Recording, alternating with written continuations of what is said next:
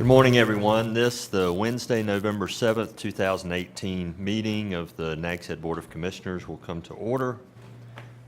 Please join me in a brief moment of silence.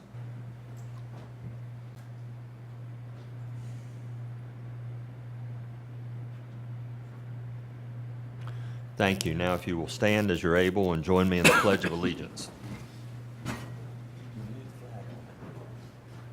I pledge allegiance to the flag of the United States of America and to the republic for which it stands, one nation, under God, indivisible, with liberty and justice for all.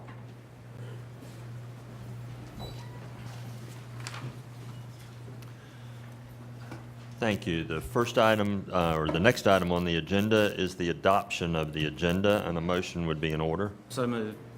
Second. I have a motion and a second to adopt the agenda. All in favor signify by saying aye. Aye. Opposed? Thank you. The next item is public comment. I want to ask by a show of hands, please, how many people are here for comment on the beach equipment rental?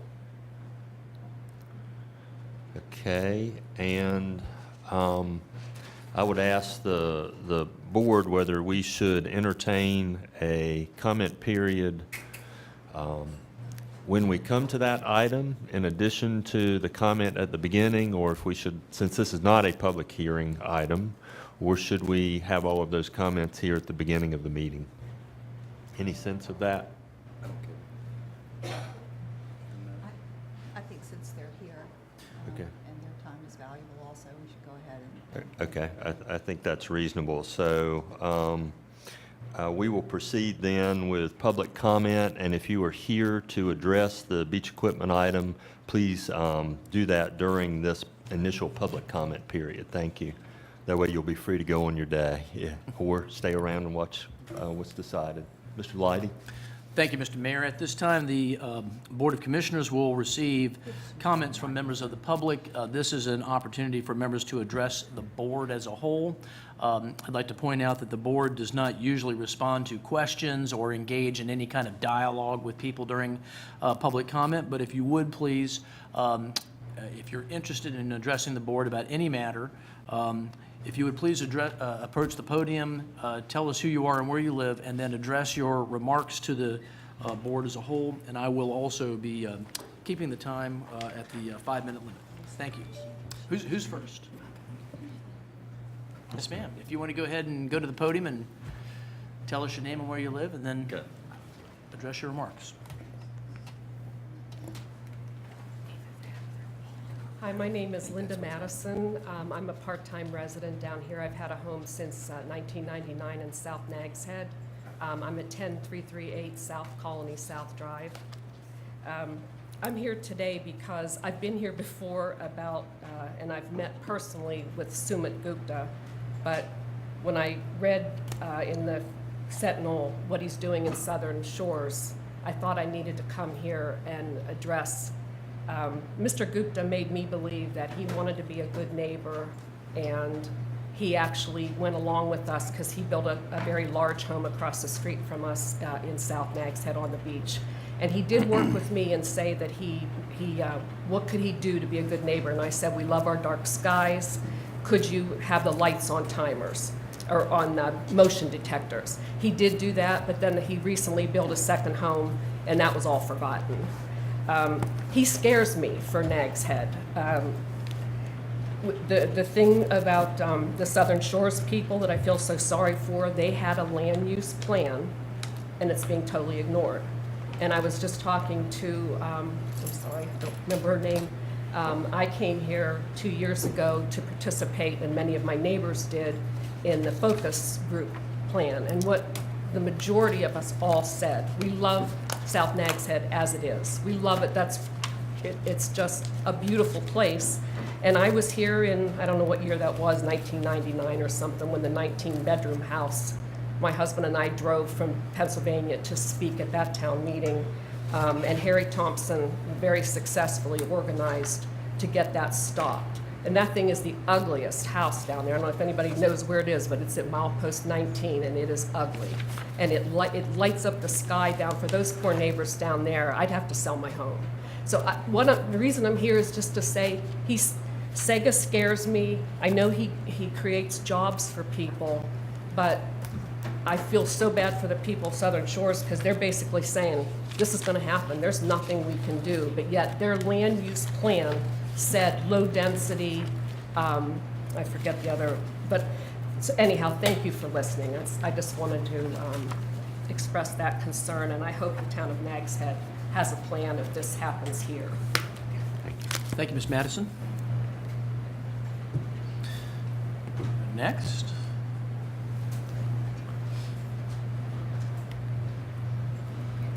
Good morning. My name is Pat Broom, and I'm here as the chairman of the board of the Outer Banks Chamber of Commerce. The Outer Banks Chamber of Commerce represents over 950 businesses along the Outer Banks beaches. I'm here today to comment about item number H1, which is the beach equipment item. We were made aware of this yesterday, and our concern about this item is on a couple of levels.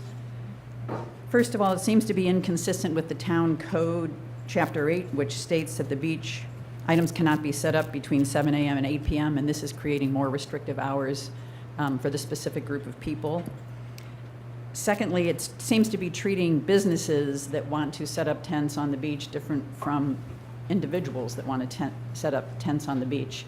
And that's a concern to us in terms of what that states about the attitude of the town of Nags Head towards businesses doing business here. From what I read about this, the concern is there seems to be a tremendous amount of this activity and lots of things being set up early in the day and staying up late at night. But I haven't seen what the evidence was that says that the interim changes you've already made, restricting how close tents can be to each other and other things that went into effect a year ago, what kind of effect they've had, and if there is still such a severe impact that you feel another ordinance needs to be done. I think it'd be helpful to see that evidence and to see how much of it is being created by businesses putting up tents and chairs and things as opposed to individual guests putting up tents and chairs and things. Most importantly, I think from our point of view, is there doesn't appear to have been any kind of public hearing or comment on this. From the agenda item, it appears it came out of a board retreat discussion. And if this is as large a problem as it would appear the town thinks it is, then it seems like this ordinance is going to have an impact on an awful lot of people in Nags Head, both property owners and residents and businesses, and probably deserves a much more open discussion before it becomes an ordinance. Thank you. Thank you, Ms. Broom. All right.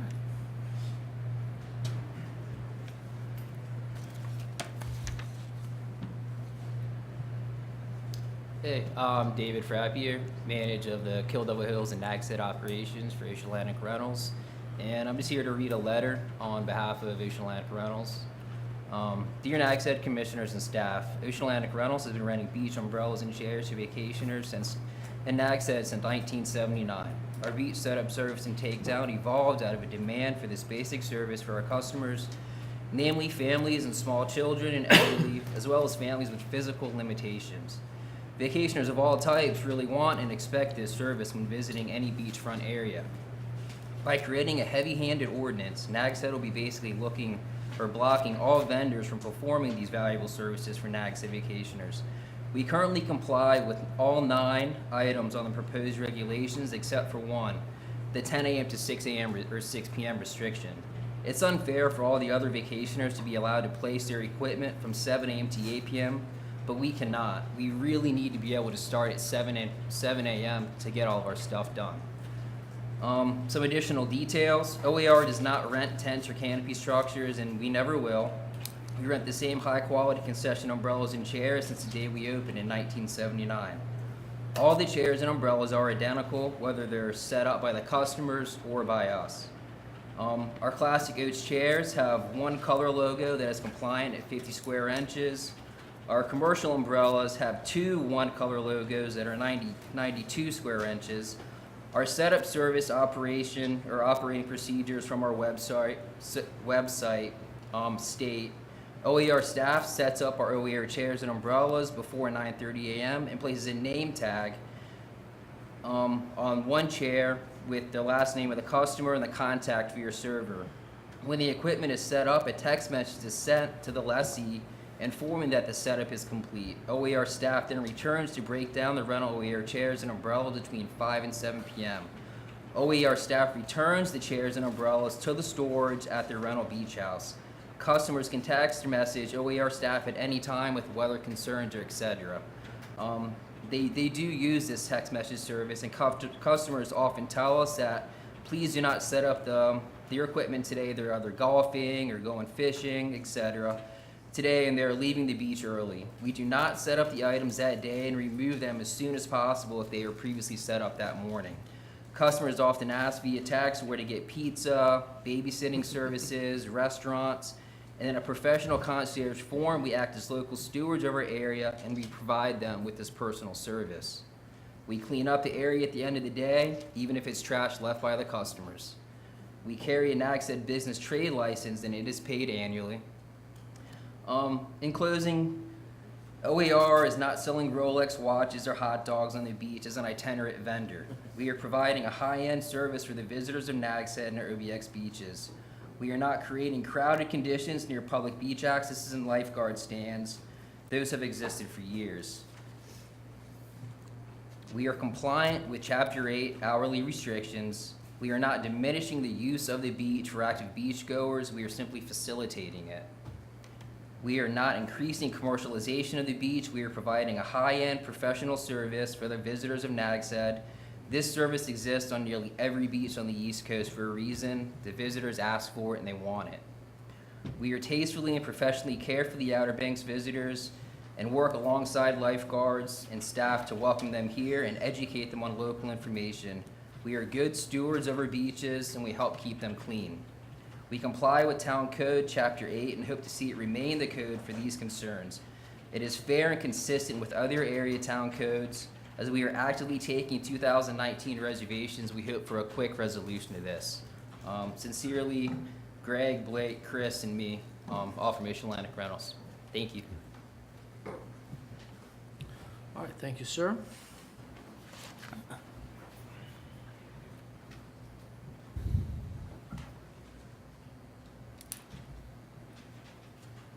Good morning. My name is James Eaton. I own Just for the Beach Rentals, and here to comment on the beach ordinance proposal.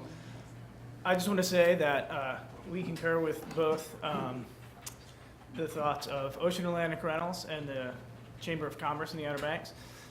I'd also like to point out that at Just for the Beach Rentals, we are happy with the understanding that we want to keep our beaches clean and non-commercialized to the extent possible.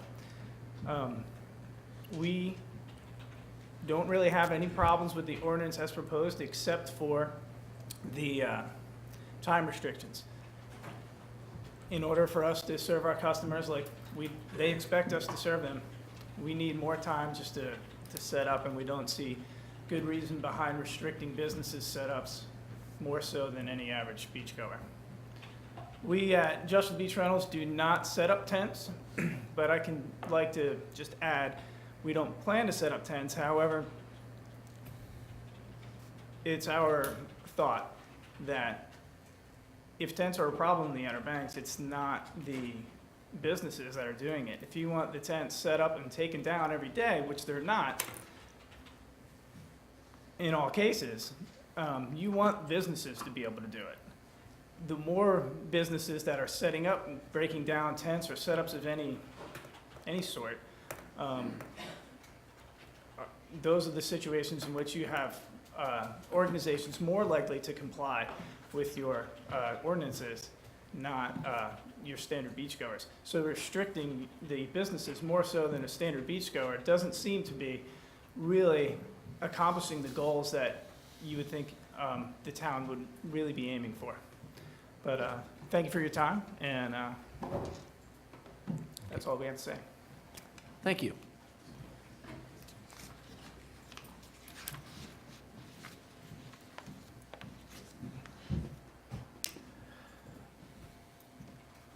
Good morning. My name is Tom Kelly. I'm the owner-operator of Beachmasters LLC. We're in Kitty Hawk, but we do business, lots of business down here in Nags Head because it fits the guests that come to Nags Head. Our business fits their expectations of what they would like to see when they come to the beach and what they would like to have when they come to the beach. We came to the Outer Banks in 2015 as permanent residents to start this business based on a need that we saw, and the reaction to our business has been overwhelming.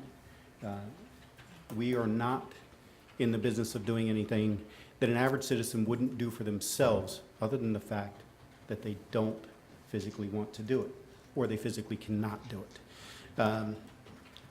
The proposals that are within this new ordinance would unfairly restrict what we are able to do for our guests.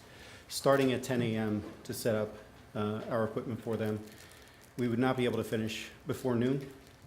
And to have all of our equipment off of the beach at 6, we would have to start at 4 p.m. to start to break it down. Therefore, we're giving our guests a 4-hour window to be on the beach. If you have young kids, if you've had young kids, you know that you cannot wait until noon to get out there on the beach. You better have this stuff up, ready to go by 9 a.m. because those kids have been up since 5:30, raring to go, and they're ready to get out there on the beach. They're ready. You have nowhere else to go with them. You need to get them out there on the beach. If you have small children, you also understand, or elderly folks, or folks who are disabled, or just for whatever reason, unable to carry their equipment to the beach, we're the service that can get them there. I get numerous calls, emails, texts, letters every year. Thank you so much. This is the first time we've been able to get mom out there onto the beach in years. We haven't been able to do it. She can't get to the beach. We can't provide her what she needs to get there on the beach with the tent. We give her the shade that she needs. For the kids, they have the shade that they need so that they can be out there, take a nap on the beach, and have a great day on the beach. Without your service, we can't do that. Umbrellas really don't fit the needs. We have 15 people in this house. A canopy provides room for 8 people to be in the shade. An umbrella provides room for 2 people. Now, you would say, well, a canopy takes up way too much room on the beach. A canopy is 10 by 10. That's 100 square feet on the beach with room under it for 8 folks. An umbrella, Ocean Atlantic, just for the beach, provide an umbrella that is nearly 8 feet wide. If you pi r squared that, it's 50 square feet that they're covering. 2 umbrellas is 100 square feet, the exact same area that our canopies cover. You would need 4 umbrellas, therefore 200 square feet to provide shade for the same people. It's more practical to have a canopy, and although it may not fit some people's personal aesthetic desire, it's practical. It's the reason that they are out there. The commercialization, I can understand that maybe you want to limit that, although I would think that a right-thinking American would be more offended by a Duke Blue Devils canopy than a Beachmasters one. We can certainly work to comply with that. We would need to change at incredible expense what we have to put up down here in Nags Head. This ordinance as written it would essentially put us out of business in Nags Head. We would just have to say, sorry, we cannot do business in Nags Head, tell our customers that we just are unable to provide service because we wouldn't be able to provide any value in what we do, setting up between 10 and 6, which effectively limits us in many cases between 12 and 4. It's just not practical. It would be impossible for us to continue business here in the town of Nags Head. We would be shut down. That would be it. And although it would be very difficult for us, for our guests, for the folks who come here to enjoy the beach, they are the ones who would be more affected. Because I will be honest, this looks like a stepping stone to me to the next thing, the next ordinance, next year being, okay, let's get rid of all tents. There's a reason that folks bring them down. They're more practical, and they do a better job of providing the shade that we need. 30 years ago, we didn't need shade. We go out there, we get sunburn when you went to the beach. That's what you did. Now we understand better, and our canopies are a way to help those folks out. Help them enjoy their time here at the beach so that they always want to come back. Thank you. Thank you, Mr. Kelly.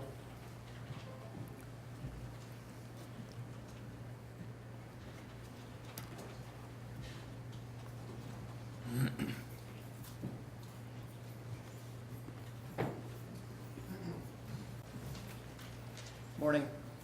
My name's Robert Farmer. I'm a Kill Devil Hills resident, and I, with my partner Aaron, own Farm Dog Surf School in Nags Head. And I don't want to just pile on what everyone else is saying about the services. I want to get a little anecdotal for everyone. I know many of us have lived here for a long time. There's a reason why we live here, and we live here because we all love the beach. And there's a gentleman who owns a house in Cottage Row. His name's Lloyd Horton, and my dad taught him in high school.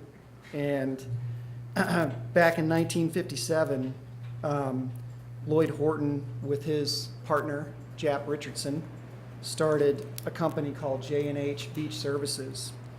And J&H Beach Services provided guests, and we would assume some residents, they provided umbrellas, chairs, rafts, towels.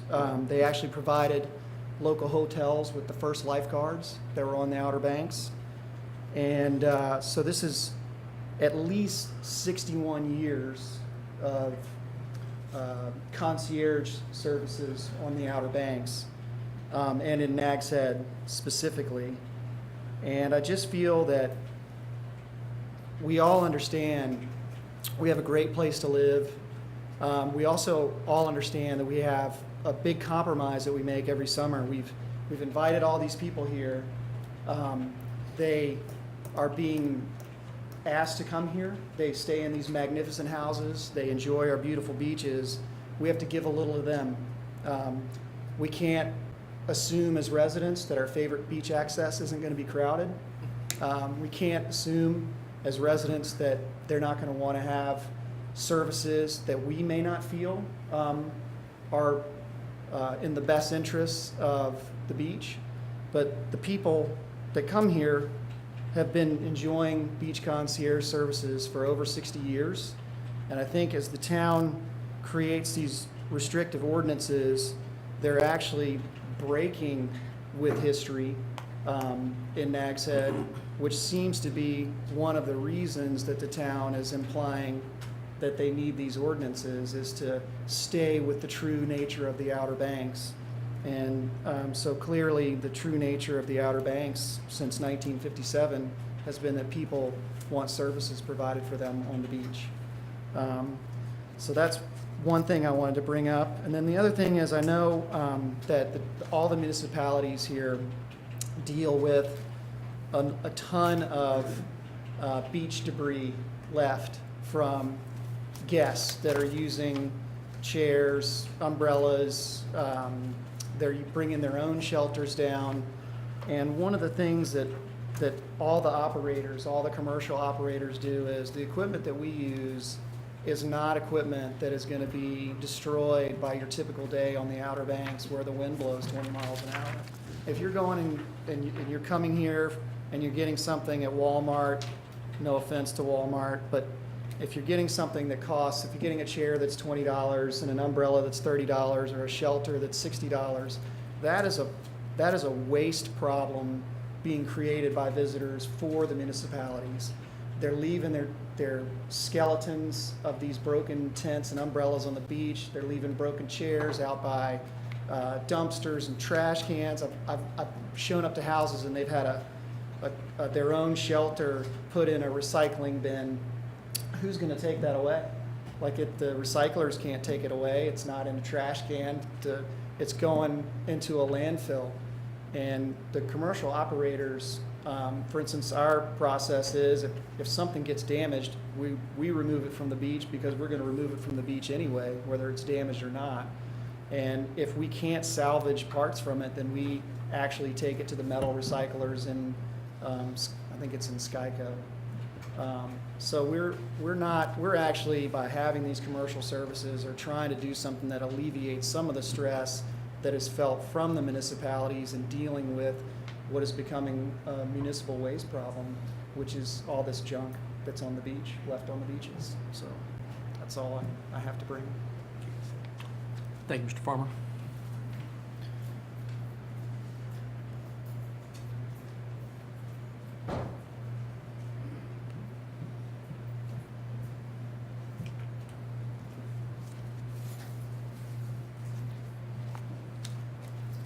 Hi, my name is Debbie Harrell, and I'm here on behalf of Resort Realty.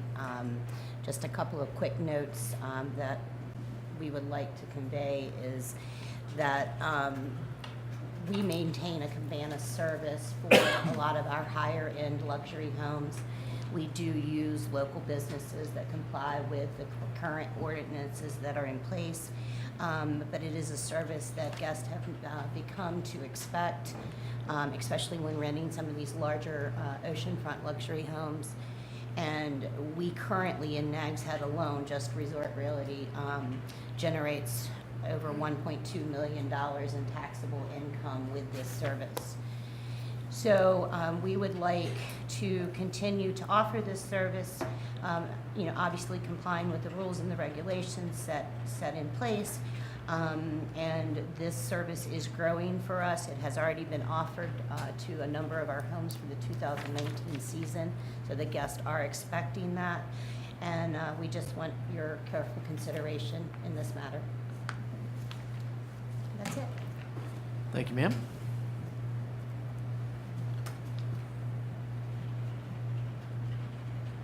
Anyone else? And by the way, this public comment session is not limited to just that one topic. This is an opportunity to address the board about any item that may be on your mind. Is there anyone else? All right, if not, at this time, we will conclude the public comment session. Thank you, Mr. Whitey, and thank you to all those who offered comments. I would like to make a note. We also received a number of emails and letters. I'd like to ask that those be put in the record for today's meeting as well on this topic. The next item on our agenda are recognitions. Cliff?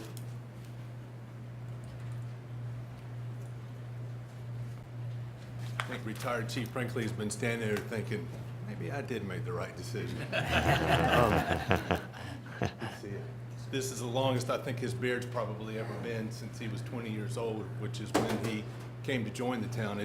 It's without question an honor and a privilege for me to be able to present Chief Brinkley on the occasion of his retirement for recognition to the board. I can't say it's a pleasure because selfishly not only for myself but for our entire community, I wish he was retiring the day after I did instead of at this time. But I thought how selfish it would be that you have a police officer that has made it. The loyalty is one thing that it comes to mind with Chief Brinkley, is that he came to the town and he stayed with the town and he retired with the town, and he retired thankfully healthy, and he's got many years ahead of him that he can enjoy. I'm afraid that when we look now at public safety as such a difficult job to begin with, that we're not going to see very many Chief Brinkleys in the future.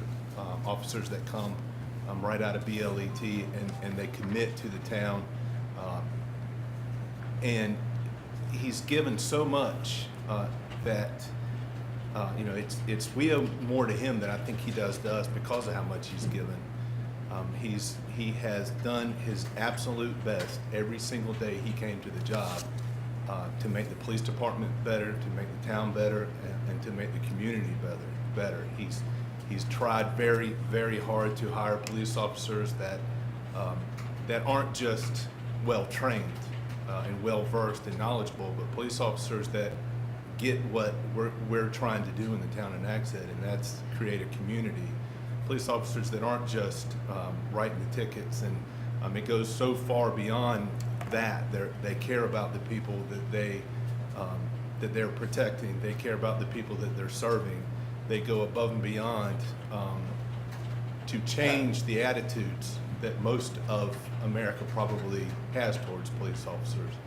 For that, I am eternally grateful for him for doing that. You know, Aaron McCall just walked in. He's somebody that I think was born to do his job.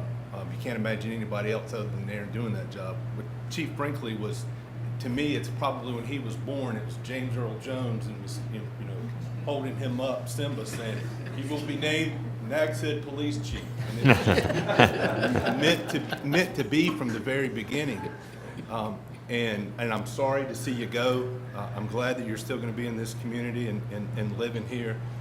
I am, again, so thankful for all the years, for everything that you've done for us, for me personally, for making us better, for making policing better, and for the values and the morals and the ethics and the integrity that you instilled in each of your police officers.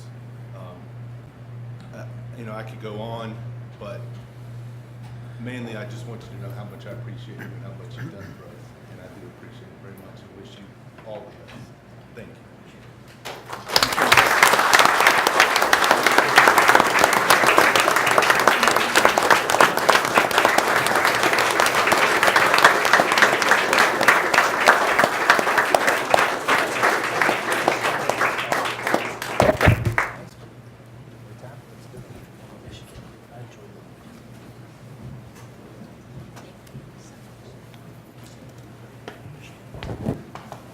Kevin, we have a plaque for you, and we'd like for you to stay for a photograph. And any members of the board that would like to join us up in front of the podium, please do that now.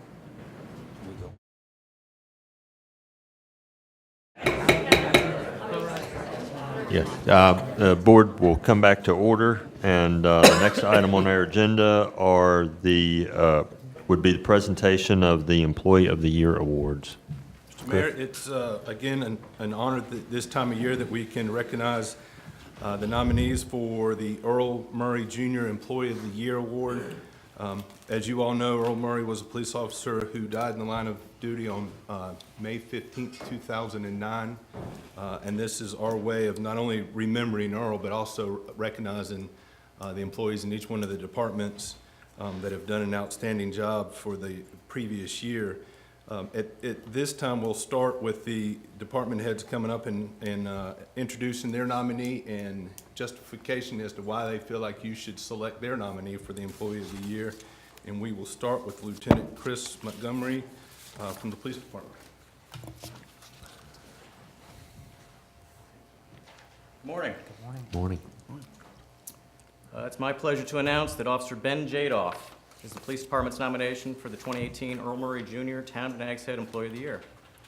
Officer Jadoff began his law enforcement career with Nags Head in 2015. He's a graduate of High Point University, and he has recently obtained his intermediate law enforcement certificate through the North Carolina Criminal Justice Training and Standards Division. Ben is a complete professional and an excellent example of what a police officer should be. He is extremely well-rounded, and he has gone from being a brand-new officer to someone who has a veteran officer skill set in a very short amount of time. In addition to his assigned role within the Patrol Division, Officer Jadoff's achievements over the course of the past year have been numerous and varied and show just how diverse an exceptional employee can be. From volunteering to work with the elementary school children at events such as our annual bike rodeo and the Jamestown Settlement Trip, to volunteering for extra assignments within the police department, such as our JTAC, which is our Joint Area Tactical Team, and becoming a TASER instructor. Officer Jadoff is always willing to help. Ben also has a background in physical fitness. He earned his bachelor's degree in sports management, and he regularly puts this background to use by volunteering his off time to help fellow town employees with workout regimens and providing nutrition assistance to them. Officer Ben Jadoff is an excellent example of not only what a great police officer should be, but what a great Town of Nags Head employee should be. Ben Jadoff. Great, thank you.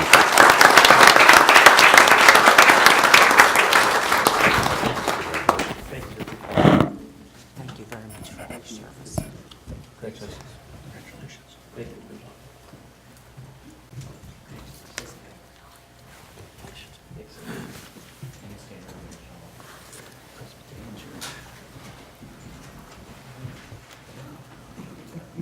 Morning, Mayor, Board. It's my pleasure to nominate and recommend driver-operator Tanner Ashby Mann as the Fire Department Employee of the Year nominee. Unfortunately, Tanner could not be with us here today, and I'll explain why. He's attending an advanced management principles school, National Fire Academy School in Richmond, Virginia. And this is the last step for him to receive the very prestigious Managing Company Officer certification with the National Fire Academy. So that's the reason why he's here, and he regrets that and wanted me to extend that to you as well. Tanner came to work in July of 2012. He's now served 6 years here with the town, but he has an accumulated 9 years of fire service here in Dare County. He's also a lieutenant at the Roanoke Island Volunteer Fire Department, and he's also served there as a president of the board of directors. He responded to 102 emergencies this calendar year, did a great job, and he completed an impressive 306 hours of fire and EMS training. In his short 5 years here at the town, he's accomplished he got a bachelor's degree in fire science management from Fayetteville State University. He was on the chancellor's list all during that experience, and his final GPA was a 4.0. So he just really threw himself into that and did an excellent job. His capstone project for the Managing Company Officer program, which is now complete, is to finalize a project on cancer prevention and fireground decontamination that has now been written into a standard operating guideline for Nags Head Fire Department. And the fire service in general is touched by cancer in many, many ways. Products of combustion can often cause a variety of cancers that have indeed affected us here in Dare County and regionally and nationally. And so this is a very, very honorable effort. And so we appreciate that being brought to us from Tanner. Tanner currently oversees our Special Needs Access Equipment Maintenance Program. So all those great letters and cards and pictures that you see of people using our beach wheelchairs, Tanner makes sure that those chairs are good, salient, maintained, wheels are spinning, that they're not cracked up and ready to go. So that's a real value-added program that he helps to deliver to the town for our visitors. Tanner is definitely dedicated to the fire service. He's all in. He's willing to take on last-minute challenges. Yes, Chief, is something I hear on a frequent basis. He worked with a team of rescuers in 2018, in August this year, to save the life of a 2-year-old drowning victim in South Nags Head. And that was successful, and the child has since made a full recovery. He spent countless hours during the fire protection class rating inspection in March of 2018 to make sure that all the training records reflected all of the supervisory and operative training that is necessary for us to achieve a level 2. And I know that his input and his organizational efforts were a great assistance to the inspector that came in to complete that inspection. Tanner is positive and collaborative with the public. He's earned the respect of employees he contacts daily. He's physically fit. He's successfully and safely engaged in major firefighting operations in town, and he administers excellent medical services to patients in need. Tanner is very, very involved in the fire service and passionate about the mission of the fire department. I'm not going to list all his certifications because I think you've seen them, you have them. But not only does he have all of the required certifications for the job of driver operator, excuse me, but he is aspiring as a fire officer in the town of Nags Head and seeks to become a fire captain at a future date. And he's acquiring all of those North Carolina certifications as he goes along. He lives in Manteo. He likes spending time with his family, traveling, and sports. He will tell you that somebody that was very essential and important in his life was his nan, was his grandmother, who passed away over the last several years. And so he considers her an inspiration in helping him get to where he is today. Tanner certainly has a calling for the fire service, but if you ask him, he'll simply tell you he was just doing his job. If you thank him, it's all about doing his job. From our experience working with Tanner, it's even more clear that in addition to this calling, he has a deep caring and treats everyone in the community like his family. It is for these reasons that I recommend driver-operator Tanner Mann as the fire department candidate for the Town of Nags Head 2018 Earl Murray Jr. Employee of the Year Award.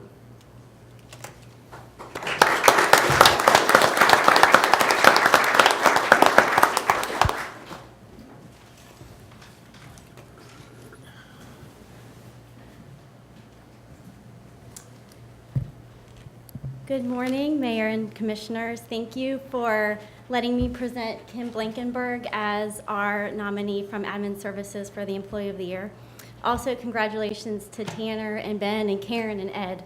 I wanted to thank the board and Cliff and Andy for supporting my request when I first got here for becoming a more technologically forward government as part of our board values. And one of the reasons that we are able to do that is because of Kim.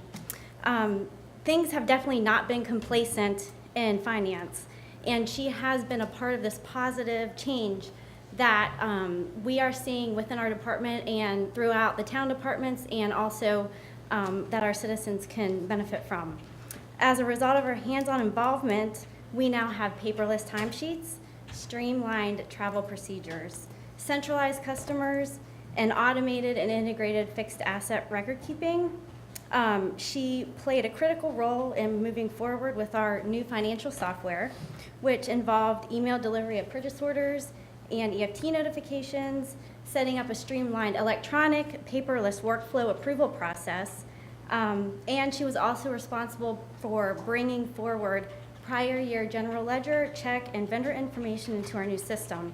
So anybody can find information or run historical reports all in 1 year. So she not only helped us move forward, but she also brought what we had into our new system. So we had a complete accounting software.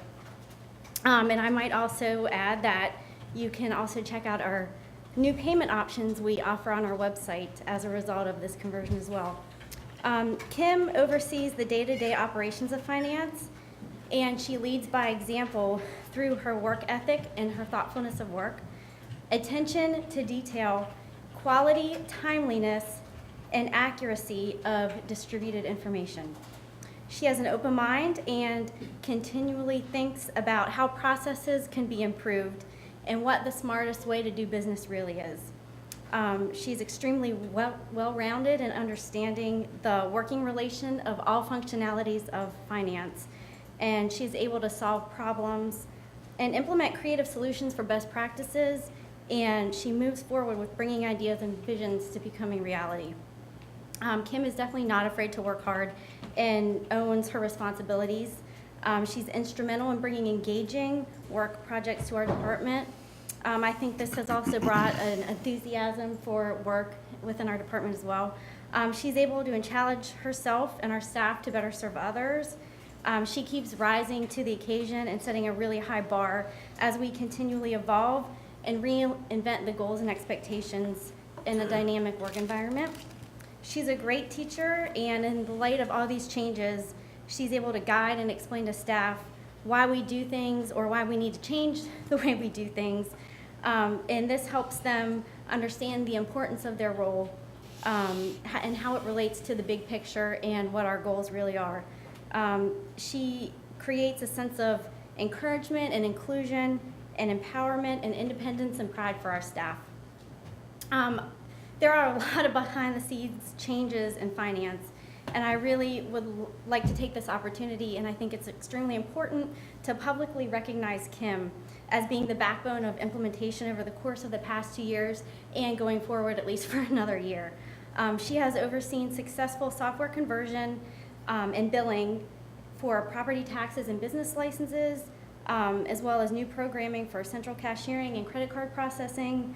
Right now, she needs to leave because we are in the thick of implementation and conversion for our procurement cards, which we're having a go-to meeting right now as we speak, as well as advanced scheduling that is coordinated with our paperless timekeep system that we've implemented.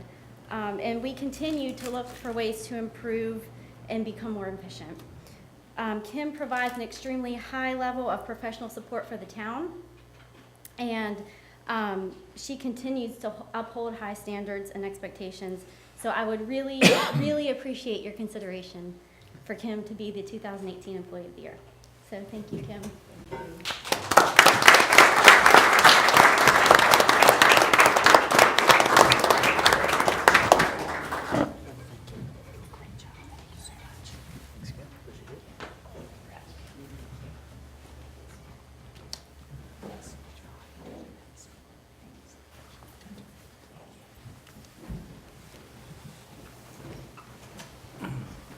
Good morning, Mayor, Commissioners. It's my pleasure to present Karen Hagee, the Public Works Earl Murray Jr. nominee for Employee of the Year this year. This year's been a very busy year for Karen, actually a year and a half, going through all these different things. She has spearheaded 3 major projects in Public Works. The first one was a fuel dispensing system that we had put in that all the town departments use. The old one that we had wouldn't even work on our new computers. Then we had to keep an old computer in the office to run the software. So Karen took it upon herself to go ahead and go out, find a new program to get this done. This will allow the mechanics to see in real time what fuel all the vehicles in the town are using. The second one she had linked up was a vehicle maintenance program. And it's a work order program, and it's linked with the fuel program. So when a vehicle gets to the certain mileage for its PM scheduling, it automatically sends a work order to the garage. Then they can schedule that vehicle to come in and have PM done on that vehicle, check it over. Again, there was a lot of input that she had to do this, changing over inventories and things like that from the old system that was basically a paper system into this new system. The third thing that she spearheaded is a new work order system for the Public Works Department.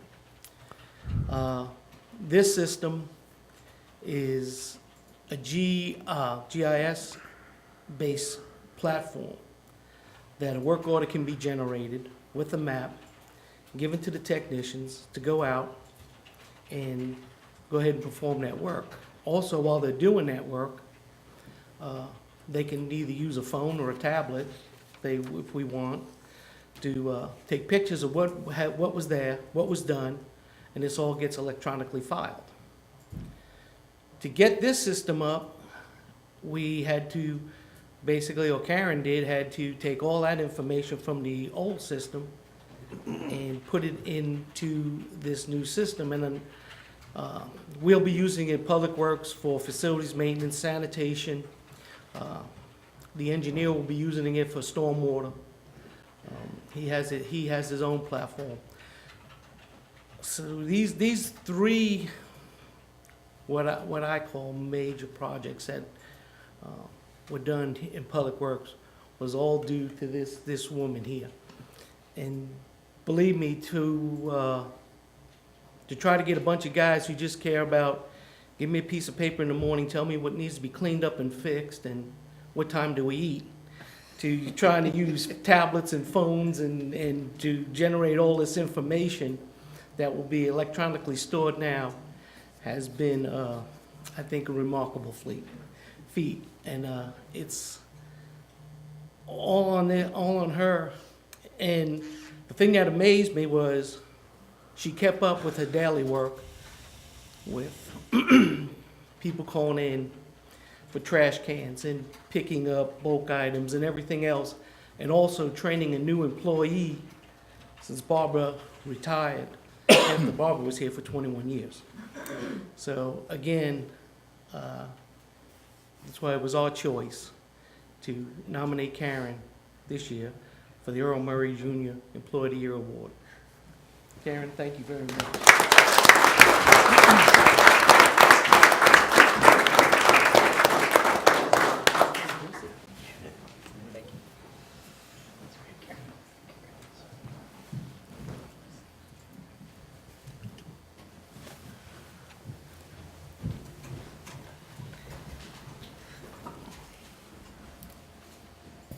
Thank you. Good morning, Mayor and Commissioners. I'm very pleased to be here this morning to introduce the Planning Department's nominee for the 2018 Earl Murray Jr. Employee of the Year Award. I have with me our Code Compliance Officer, Ed Snyder. Ed began work with the town on June 27th of 2016. So he's still relatively new here, but his impact is huge.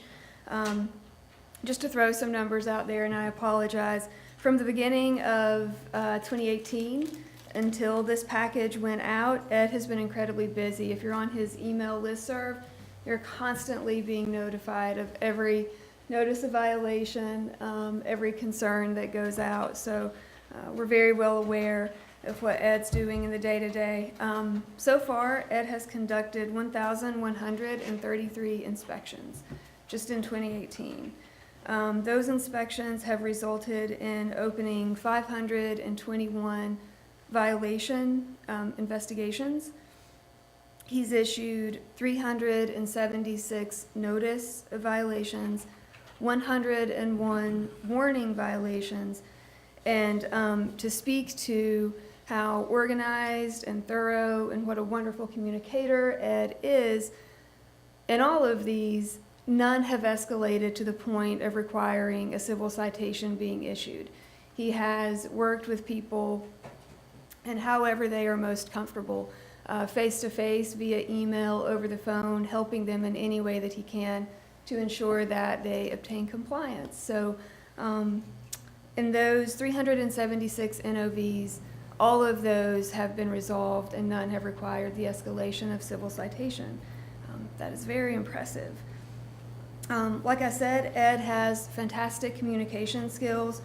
It's highly effective in helping others understand our cumbersome code at times. Ed is constantly helping out other departments as necessary. He's a great help to our building inspections department. He's another set of eyes out there in the town day in and day out. So he's seeing things that other departments may not. So he's helping out our building inspections department and our fire department as well. We were very excited, and I know Ed was very excited. He recently received his probationary certificate fire inspector for his level 2 work. So Ed came from us from Virginia, from Colonial Heights, where his background was in fire and police. So with that, he applied for his reciprocity from Virginia. It was granted. So now Ed has those probationary certificates.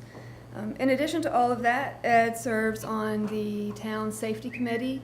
He does our monthly inspections within the planning department to make sure we are safe in every way. Ed heads up educating and training on our damage assessment program. That program's called Crisis Track, and I think you guys are going to get a little demo of what that actually looks like a little bit later on today. But Ed is pretty much responsible for seeing that through from beginning to end, attending all of the meetings in Dare County, bringing that information back, disseminating it, training us, and getting us out there anytime there's a situation where we need that. October was National Community Planning Month, and Roberta made an effort to highlight each of the employees within the planning department during October, and it was very funny and exciting at the same time. When Ed got highlighted on Facebook, we received, I believe it was like 16 comments. I don't know that any person got 16 comments, much like 16 likes. Ed had numerous. We took a little snippet to put up there, but comments from previous coworkers, as well as folks that are current residents here in the town. Everybody just loves Ed. They have nothing but fantastic things to say about him. In the process, we learned that he's apparently pretty good at identifying birds. There's a comment in there about a cuckoo bird adventure that he went on one time. So if you see him out and about, maybe just ask him about it. But Ed does so much for the planning department and so much for the town. He's a huge asset, and the planning department is very excited to nominate Ed Snyder for the 2018 Earl Murray Jr. Employee of the Year Award. So thank you.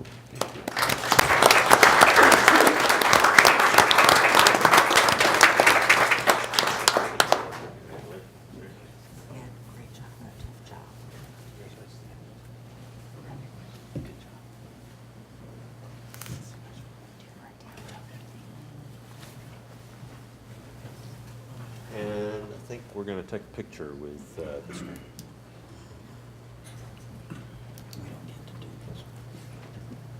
Mr. Mayor, as you see, you have a very difficult decision to make, and just so folks understand how this works, the board will deliberate these nominations in closed session at the end of the meeting, and we'll have an announcement of the Earl Murray Jr. Employee of the Year Award at the December meeting.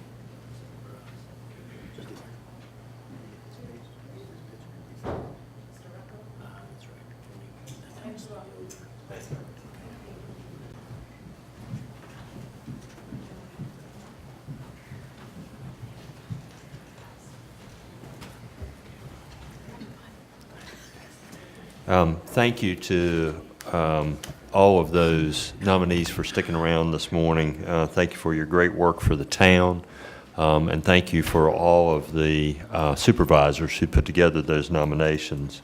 It's a great group. The next item on our agenda is the presentation of the Nags Head Woods Annual Report.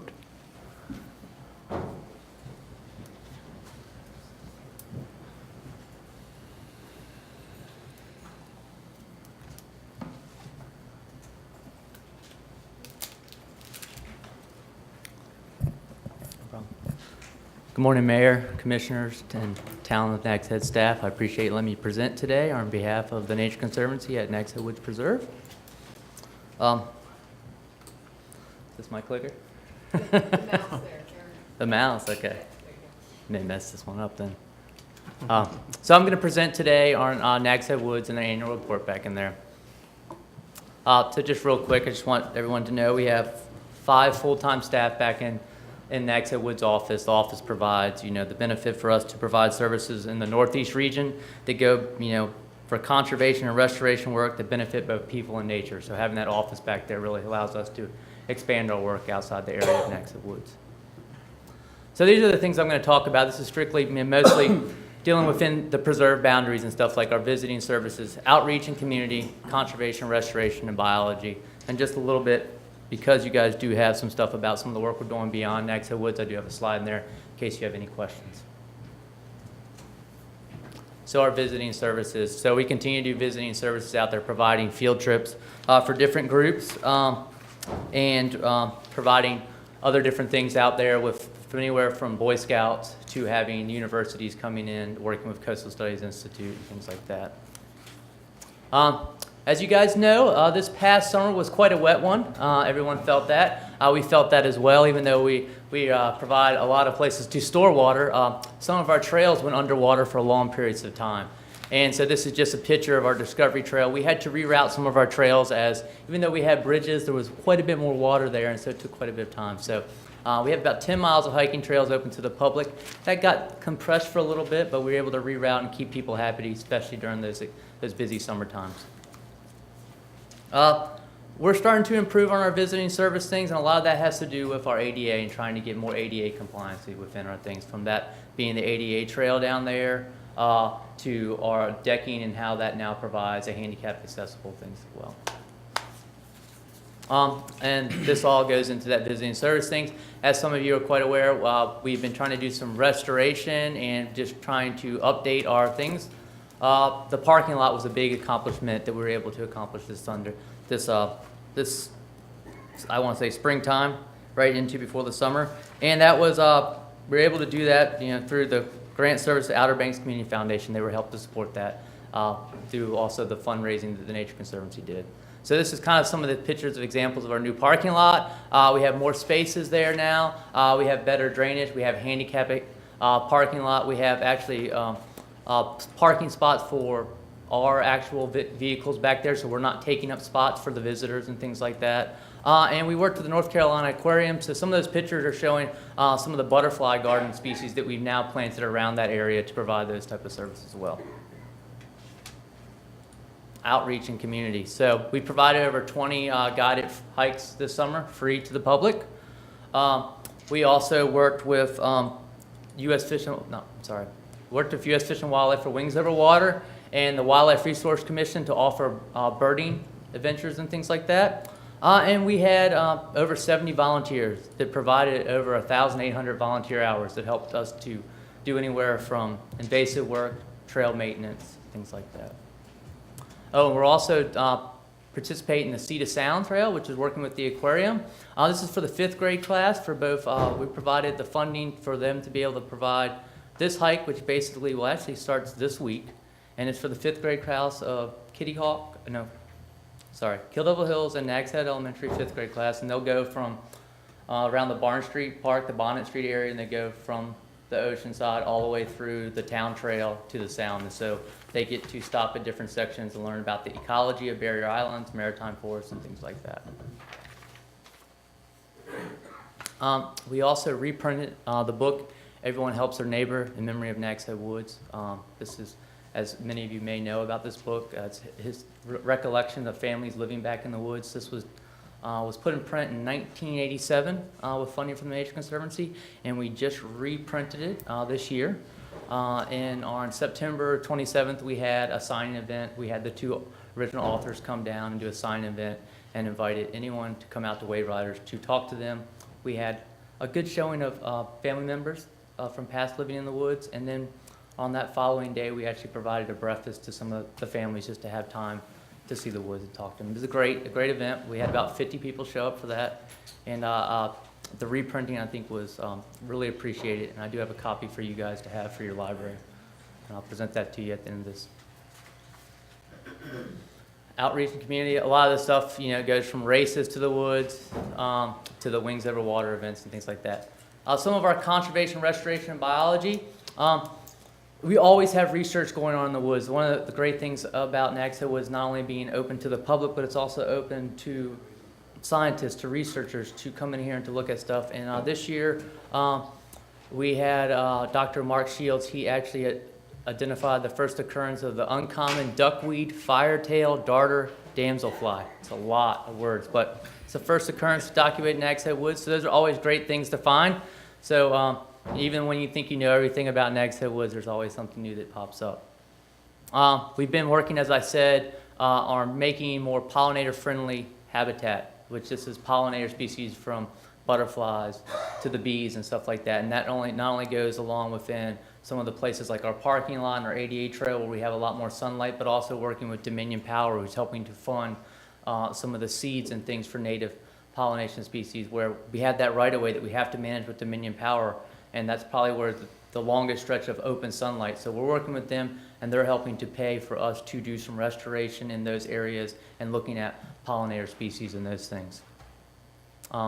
Invasive plant control is another ongoing thing. We're always working on those, trying to keep some of the non-native species out, whether it be Russian olive, English ivy, Japanese silkgrass. Most of our methods include pulling and cutting, but herbicide application is used when necessary. And those are one of the things that we're always kind of trying to get a handle on.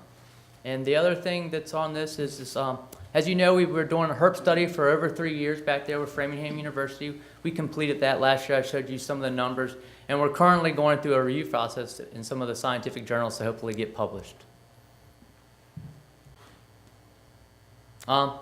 Last year in late spring, early summer, with work with the North Carolina Forest Service and within the town Nags Head, and we were able to burn 12 acres. This is to put really not only to benefit reducing fuel, but also to have that buffer between the Fresh Pond area, Wellsfield Road, and all that stuff burning off in there along the town trail, so that if we were ever to either have a wildfire event, we can start to give ourselves some space, some buffers, reducing some of the fuel loads that pack up in these places. Although fire is not necessarily something you always see in a maritime forest, as we know a handful of years ago we had a wildfire event, and so we always are trying to try to do the best we can to manage the system, both ecologically and also thinking about the people and the space and stuff like that. So we were able to do 12 acres. And this coming winter, we're hoping to look at our marsh systems. They haven't been burned off in about 4 or 5 years. There's particular sections that haven't seen fire now from prescribed fire or the wildfire event, and we'd like to try to burn them off with the Forest Service. So this will be a constant tool that we'll put in place. And this is always under prescription. It's always under conditions when you can try to control it as best as you can with wind and having fire crews and everything out there that's necessary. And deer management is an ongoing thing. We're always doing that. Every year we have this going on. It starts around in September and ends in January 1st. We have had the extended season that we work with the Wildlife Resource Commission to apply to this, which gives us 3 more weeks in that January to February time frame that allows the hunters to hunt for white-tailed deer. We're registering anywhere from 30 to 40 hunters. Right now we have about 28 registered hunters. Most of them are local hunters from the Dare County area, but we do get people from Elizabeth City and also that like the opportunity to have a bow hunting. One of the things that I get from the hunters is they like the fact that it's bow only. They get an opportunity to hunt this place. It's a very unique place to hunt. It's a very hard place to hunt with the topography and things like that. It's challenging at times, but many of the hunters come back year after year, even if they're not harvesting deer, to just have the opportunity to hunt. And so this is just a quick slide on beyond Nags Head Woods. As you know, the Nature Conservancy is involved in conservation work throughout the area. I manage over 58,000 acres to go beyond Nags Head Woods from here up the Roanoke River to the 95 area. And so we've been managing property for a long time in this area. And some of the other stuff we're working on is restoring flood connectivity within these areas. We've been building oyster reef now. We just worked with the Coast Studies Institute and built 400 linear oyster reef over there to look at how that can baffle wave energy and reduce shoreline erosion. So we're constantly trying to think about the work we can do. But Nags Head Woods is our base for this area. And by having Nags Head Woods here, it gives us a home base to work out here within the community. So I thank you for your time. I appreciate you working with us as always. It's a great partnership, and I'm always happy to come here and speak on behalf of Nags Head Woods. So thank you. Okay, great. Any questions from board members? I'd like to ask a real quick question, if I may. Sure, yes. Aaron, I've noticed the yellow house isn't quite as yellow as it used to be. Yeah, that's a good point. But my real question is, what is going on with that house? Well, I personally, the house is a safety concern, and I would like to try to think about ways to removing it and stuff like that. It's on kind of my budget thing. I've been working with Cliff. Me and Cliff have had discussions and stuff like that. I know there's mixed feelings for having the yellow house and not having the yellow house. My biggest concern with the thing is it hasn't been able to provide the services it used to provide, as you know, housing for interns, different things like that. We've looked into a lot of the electrical and plumbing stuff is not adequate. So my thing is a safety concern, and it probably at this point really needs to be looked at being removed and taken off the premises. Last year with the extended season, you had 30 hunters, you had 1 deer harvested. So what is your sense of what the deer population is back there? That's a great question. So the deer population, it'd be very hard for me to give you a number on the deer populations. It's constantly fluctuating. I mean, you're going to have the discussion of the coyotes are playing a role in it. They probably are playing a role in that. People are playing a role in that. One of the things I can tell you is that my hunting hours went way down. We had a heck of a winter. A lot of frozen ice and stuff like that. And I don't know if you ever went back in the woods after that ice storm, but the amount of tree damage on American hollies was pretty extensive. And really it just came down to not a lot of activity from hunters, and and the hunters that didn't see a lot of deer activity. But as far as a population count, I've been talking with some of the universities to try to get an idea of how do you do a study that you actually get a number with using like cameras and different things like that. And hopefully I'll come up with a system that will be able to give us an idea. But usually it comes down to hunter activity and what they're seeing or not seeing. We also have, and we've been working with both the towns of Kittle Hills and Nags Head to increase kind of just awareness. So you have a lot of other things that have happened that I've seen happen. I've been there now 19 years. And so there's a lot more people using the woods. And there's a lot more other activities that are using the woods. So some of the things that I'm hearing from my hunters is that there are people in the woods that they didn't see in the winter times. There's a lot more people that are even hiking our trails in December that you just would be quiet. There's people entering from the woods from the neighborhoods. And when you have those, you have people that are geocaching. And so we're asking geocaching to stay near the trails, 50 yards, stuff like that. And that's good. We've been working as we see these new conflicts. But those conflicts sometimes are affecting my hunters' ability to stay in the woods without getting frustrated if they're having visitors in there or places off trails. And so that's another thing that I've heard. That doesn't give you a number on the deer, it just tells you what I'm hearing and what type of stuff I'm getting. Yeah. I put cameras out and I get deer on the camera every year, so we know they're there. There's probably not a neighbor that doesn't back up the woods that can't say they don't see deer come in their yard if they plant the right stuff. I have a garden, I back up to the woods, and I couldn't grow a single thing this year because I had 2 deer in them every time I got something. So. Right. Okay, thank you. Yes, Renee? Sorry. When you were talking about invasive species, how are you doing with the Phragmites? So the Phragmites, so there's 2 different ways we're dealing with Phragmites. Phragmites in the ponds, like in part of the maritime forest internally, we are dealing with that in ways where we're trying to cut it back and get it under control. Places where you're seeing Phragmites where it's along the marsh edge, where it's the buffer between the wave energy and that bit of shoreline, we're not messing with it at this point. And the reason being behind that is I'm concerned that if you were to go in there and try to eradicate that meter or 2 meters of shoreline along that stuff, and you remove that vegetation, that you may lose that meter of shoreline. So that's a challenging thing. Do you want to keep that vegetation there to buffer some of that wave energy, or do you want to try to remove that and in the same sense lose some of that shoreline? I can't answer that question, but if we're going to spend our bang for our buck and our hours investing in it in places that are internal, like within a pond where we can manage it, we can actually feel like we can tackle it, we'll work on it there. And you could look at it the same way. One of the other ways that we've been looking at some invasive is also knowing critical habitat where kind of like wetlands or things like that where it's not, and making sure it doesn't show up in there. So if it shows up in there, you hit it quick and early before it gets established, and it becomes more money than we can invest. And when you're looking at 50 acres, it's hard to invest 50 acres when you can maybe deal with a 10 by 10 meter square.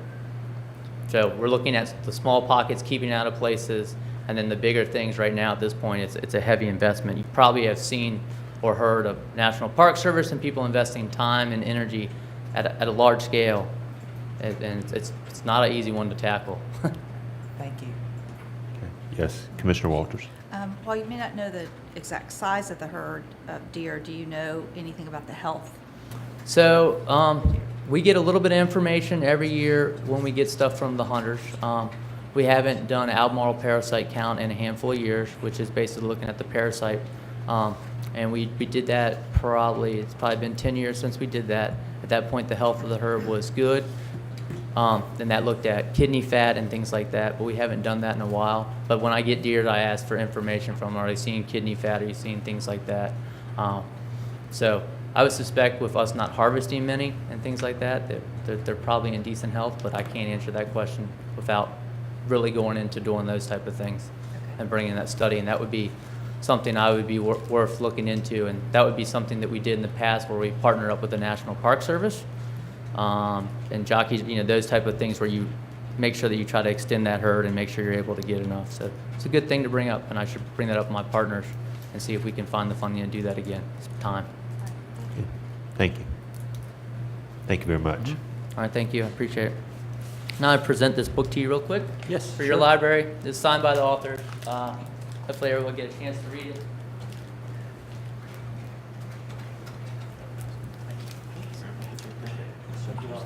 Thank you, Aaron.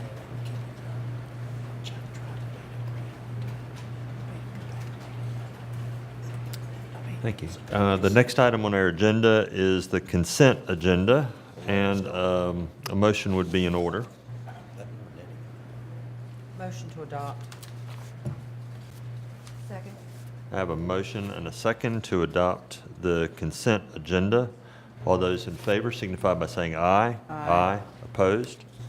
Thank you very much. Would it be appropriate to take a short restroom break before we got into this next item with the public hearing? So let's do that. Let's take another 5-minute break if we would. Thank you. All right, the board will come back to order.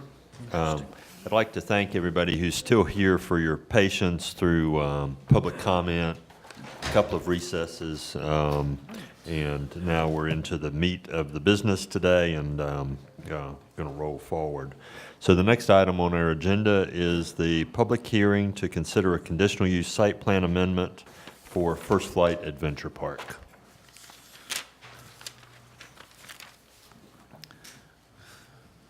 Mr. Mayor, do you want me to do the introduction to that? Oh, yes, please. All Sorry. right. Thank you. At this time, we'll begin the proceedings regarding the application for a conditional use or site plan amendment. I would point out to the board that in this particular matter, the board must conduct a quasi-judicial hearing, and of course, that means that the board has certain rules and requirements that it must apply. The first is that the board's decision must be based on competent material and substantial evidence in view of the record as a whole. Those individuals who are presenting evidence must be sworn or affirmed by the town clerk. The board's decision must be based only on evidence that is presented during the hearing, and in addition, when the board sits as a quasi-judicial panel to decide a conditional use permit or site plan amendment, it is imperative that no member participate in or vote on the matter in a manner that would violate an affected person's constitutional rights to an impartial decision maker. Impermissible violations of due process include, but are not limited to, having a fixed opinion prior to hearing the matter that is not susceptible to change, undisclosed ex parte communications, and having a close familial, business, or other associational relationship with an affected person or a financial interest in the outcome of the matter. Previously undisclosed ex parte communications which have not caused you to develop a fixed opinion may be cured through disclosure of the facts or information that you've obtained on the record. A party or member of the board, including the board member at issue, may object to any member's participation for lack of impartiality. If an objection is raised to a member's participation and that member does not choose to recuse him or herself, the remaining members shall by majority vote rule on the objection. So at this time I ask whether any of you have conflicts which would potentially keep you from being an impartial decision maker, or have you received any undisclosed communications or information that you need to disclose at this time? Okay, very good. Next, I'll point out that there's certain procedures that we will follow in this hearing. First, the applicant has the right to question any witness and to offer rebuttal evidence. Board members may question any witness at any time. If the board has questions for any witness, these need to be asked during the public hearing. Just let me know if you have any questions, and I'll make sure that you get an opportunity to ask those questions. As we begin, all those individuals who will be providing evidence need to approach the town clerk and to receive the oath or affirmation from the clerk.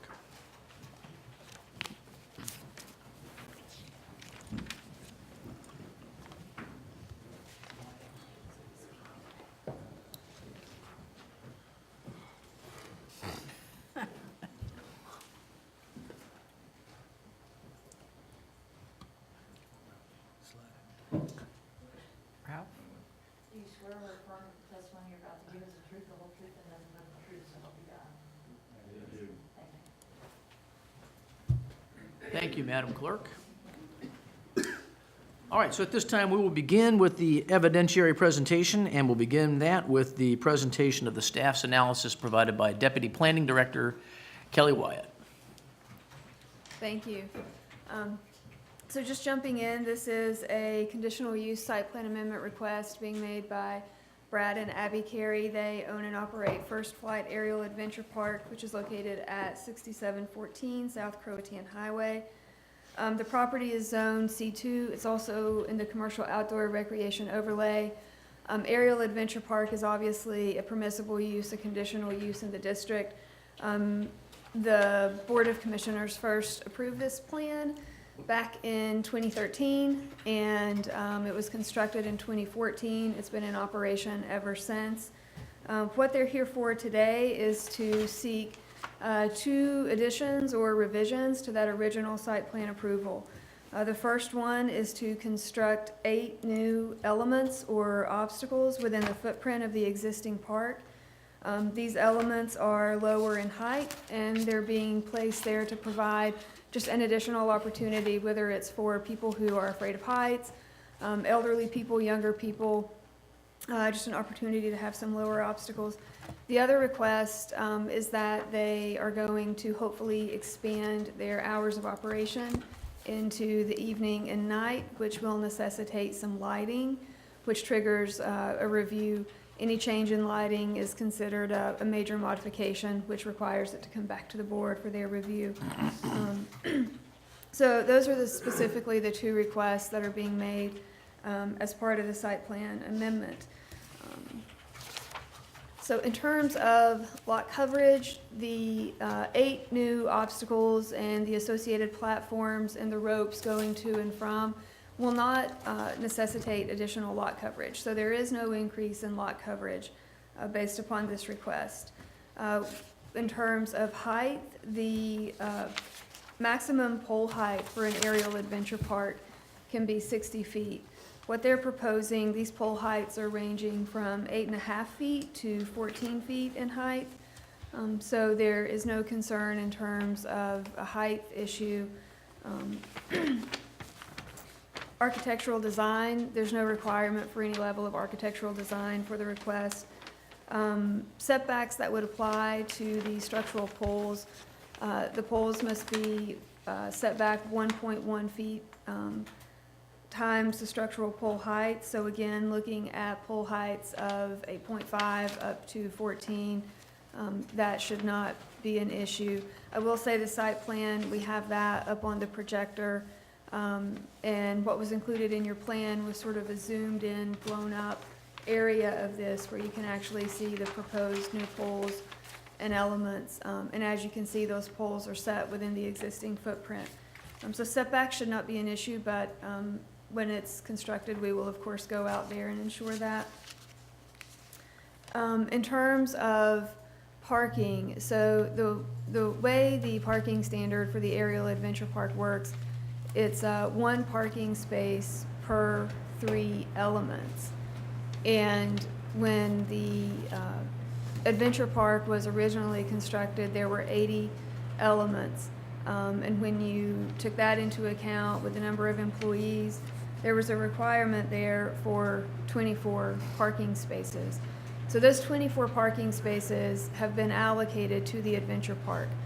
With the addition of the 8 new elements, they're required to have 3 additional parking spaces to accommodate those new elements.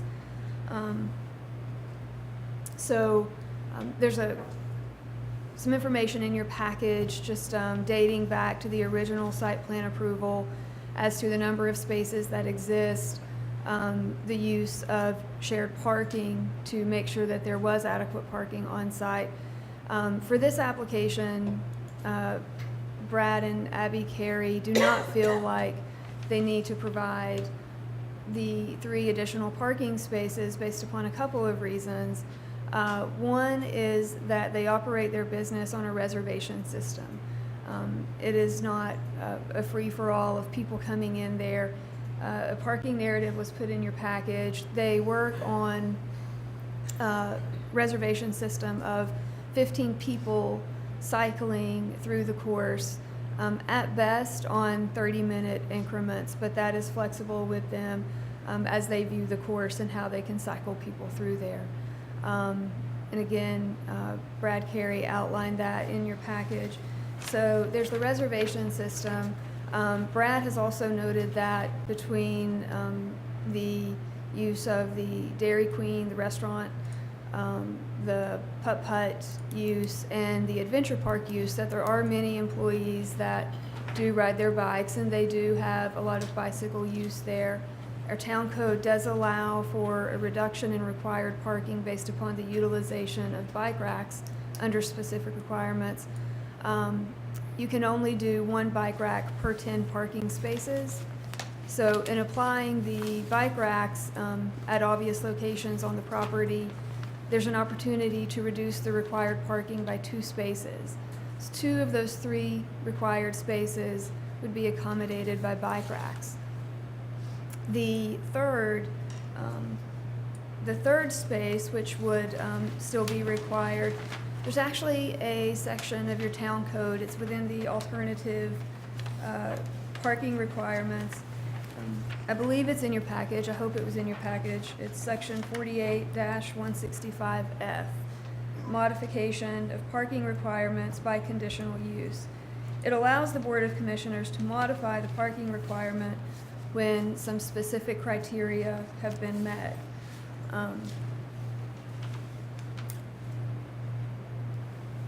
Staff would submit that if the board was inclined to grant this modification under that section of the code, and Roberta has been able to put this section of the code up on the screen in case you need to review it. But staff does feel that the request for the waiver of 1 parking space, which under subsection 3 it notes is available, in addition to the requirements of 48.525, no modification or waiver of parking or loading requirements shall be granted until the applicant has clearly demonstrated, and then it sets forth the criteria. Staff does not believe that reducing this 1 parking space would result in traffic congestion that would negatively impact existing traffic flow. It would not create parking impacts for adjacent properties. It would not be contrary to the land use plan. It will not adversely impact adjacent properties. And while there currently is reasonable use of the property without this modification, staff does not feel like there is a need to provide the additional parking space, given the reservation system, given the fact that during the planning board meeting, and as well as you will hear today, Mr. Carey's ready to provide testimony that there has not been a parking issue on site. He has not seen since 2014 that there's been any congestion or any issues with the parking as it is currently being provided, or feels that the addition of these 8 elements would necessitate that additional parking requirement. So with that, staff feels like on-site parking is adequate so long as the board is comfortable granting that waiver or modification under Town Code Section 165F. We did review the amendment with regard to buffering and landscaping. The only requirement for buffering and landscaping is when a commercial outdoor recreational use is adjacent to a residential zone or property, and none of the adjoining properties to the north or south of this parcel are used residentially. So there isn't a requirement to provide buffering in this instance. As I noted earlier, Mr. Carey is seeking to expand his hours of operation, putting people out there when it is dark, and for that reason there does need to be some lighting. So I've spelled out what level of lighting is going to be necessary. Low-level security lighting along,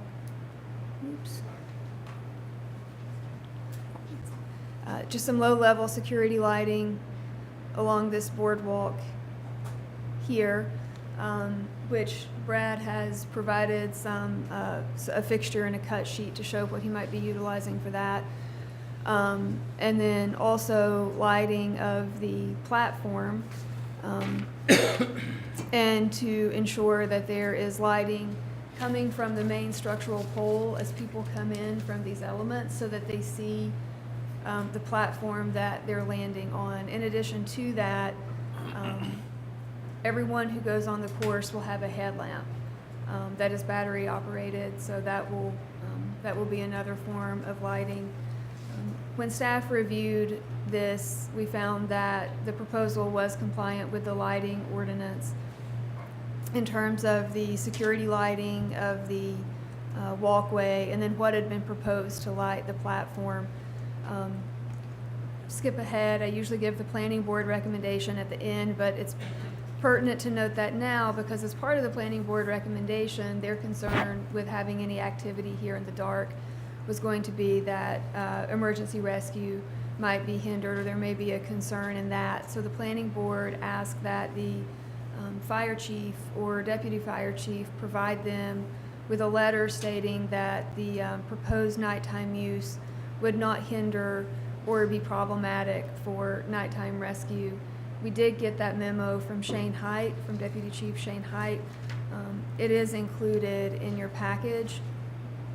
In addition to that, Mr. Carey did speak directly with Deputy Chief Shane Height. He's available should you have questions of him, but it's my understanding there, Mr. Height was confident that the lighting that was necessary could be met. In addition, Shane had noted that formalizing or having an understanding that in the event of a nighttime rescue, emergency vehicles could access through the northern property, which is currently the Pamela Kojak's restaurant, to access. It's not shown, but the Pamela Kojak's parking lot is in this vicinity, so emergency personnel and vehicles could access the ropes course much quicker from the northern property than traversing this. And Mr. Carey did go to the property owner, Mike Kelly. Mike Kelly did provide a statement that he is comfortable with emergency vehicles using his property to access. He had been prior to that as well, but with nighttime use and the restaurant obviously being busier at night, those parking spaces might have more people in them around the dinner hour than at the lunch hour. So extending those hours of operation, fire department just wanted to make sure that should an emergency vehicle need to get in there, and there are people in those parking spaces, that the property owner understands that there may be some conflict there with people wanting to leave the restaurant should there be fire trucks and EMS loaded in. As I mentioned, Mr. Kelly has provided that letter. It is included in your package.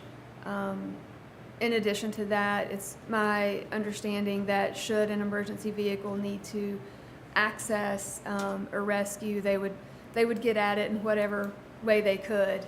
So even if it meant going down that parking lot, they would certainly have the ability to do that. There's been no signage requested as part of this amendment. The Dare County Environmental Health Department did, as you can see from the plan on the projector as well as in your package, they have reviewed this, and they did provide the Health Department approval stamp that you can see there. Stormwater management and traffic circulation would remain unchanged. There's no additional information to present in connection with those two items. Fire department, as always, North Carolina Fire Prevention Code must be met. And then just backtracking, as I said, the fire department did have concerns about lighting, did have concerns about access, and I believe we've addressed both of those scenarios in the package of materials that you received. Public Works has reviewed and approved the proposed plan as well.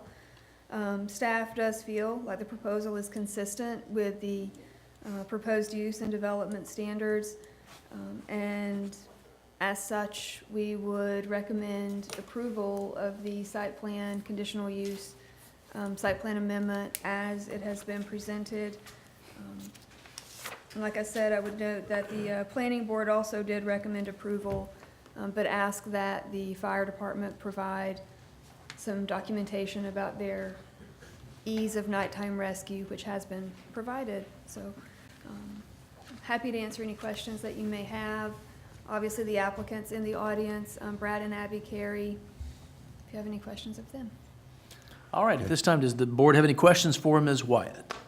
I know that, yes, go ahead, Renee. One, since we're looking back at the plats from May of 2014, and it says that there are proposed easements, were those easements filed?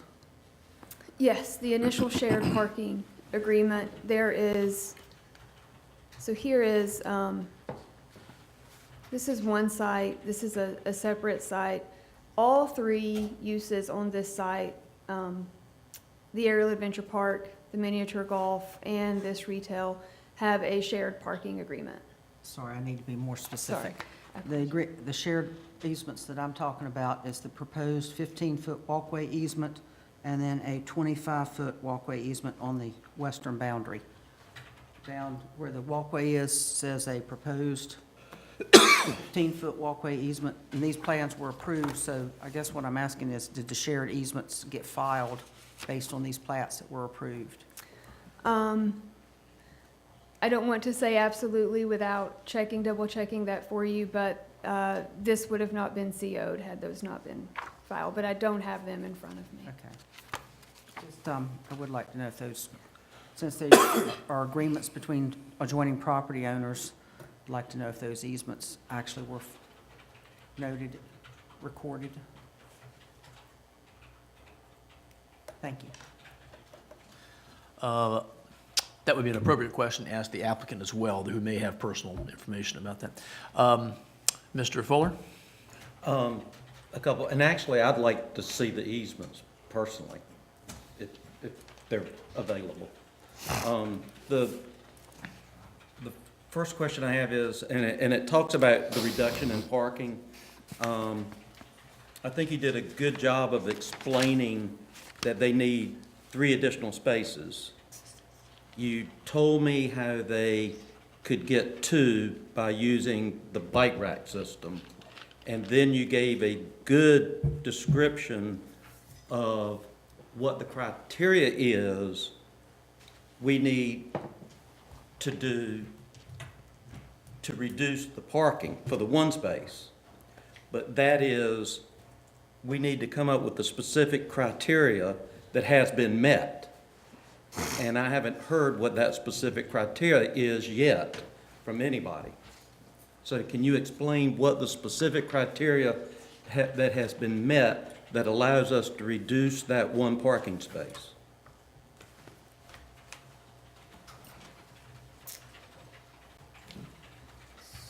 So included in your package, and I believe Roberta actually had it up earlier.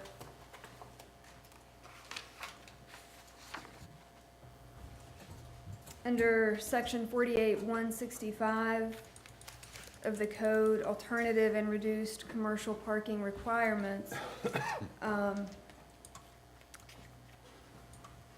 proposed commercial uses. Are you reading something that's up here? Yes, it's a little bit above that, but it being right here is fine. The board is allowed to modify or waive a parking space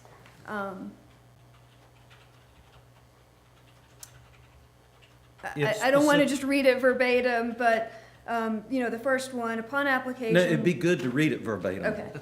Upon application, the Board of Commissioners may treat any permitted or conditional use allowed in a zoning district as a conditional use and modify the parking and loading requirements of this section in accordance with the procedures and limitations established for conditional use permits as set forth under section 48-525. Number 2, conditional use permits shall be subject to conditions deemed necessary by town council to ensure compatibility with surrounding land uses and conditions. Number 3, in addition to the requirements of Town Code Section 525, no modification or waiver of parking or loading requirements shall be granted until the applicant has clearly demonstrated that their request, A, will not result in increased traffic congestion or otherwise negatively impact existing traffic flow or pedestrian and vehicular safety. B, will not create parking impacts for adjacent properties or within town rights-of-way. C, will not be contrary to the objectives specified in the CAMA Land Use Plan. D, is necessary to permit the reasonable use of the subject property.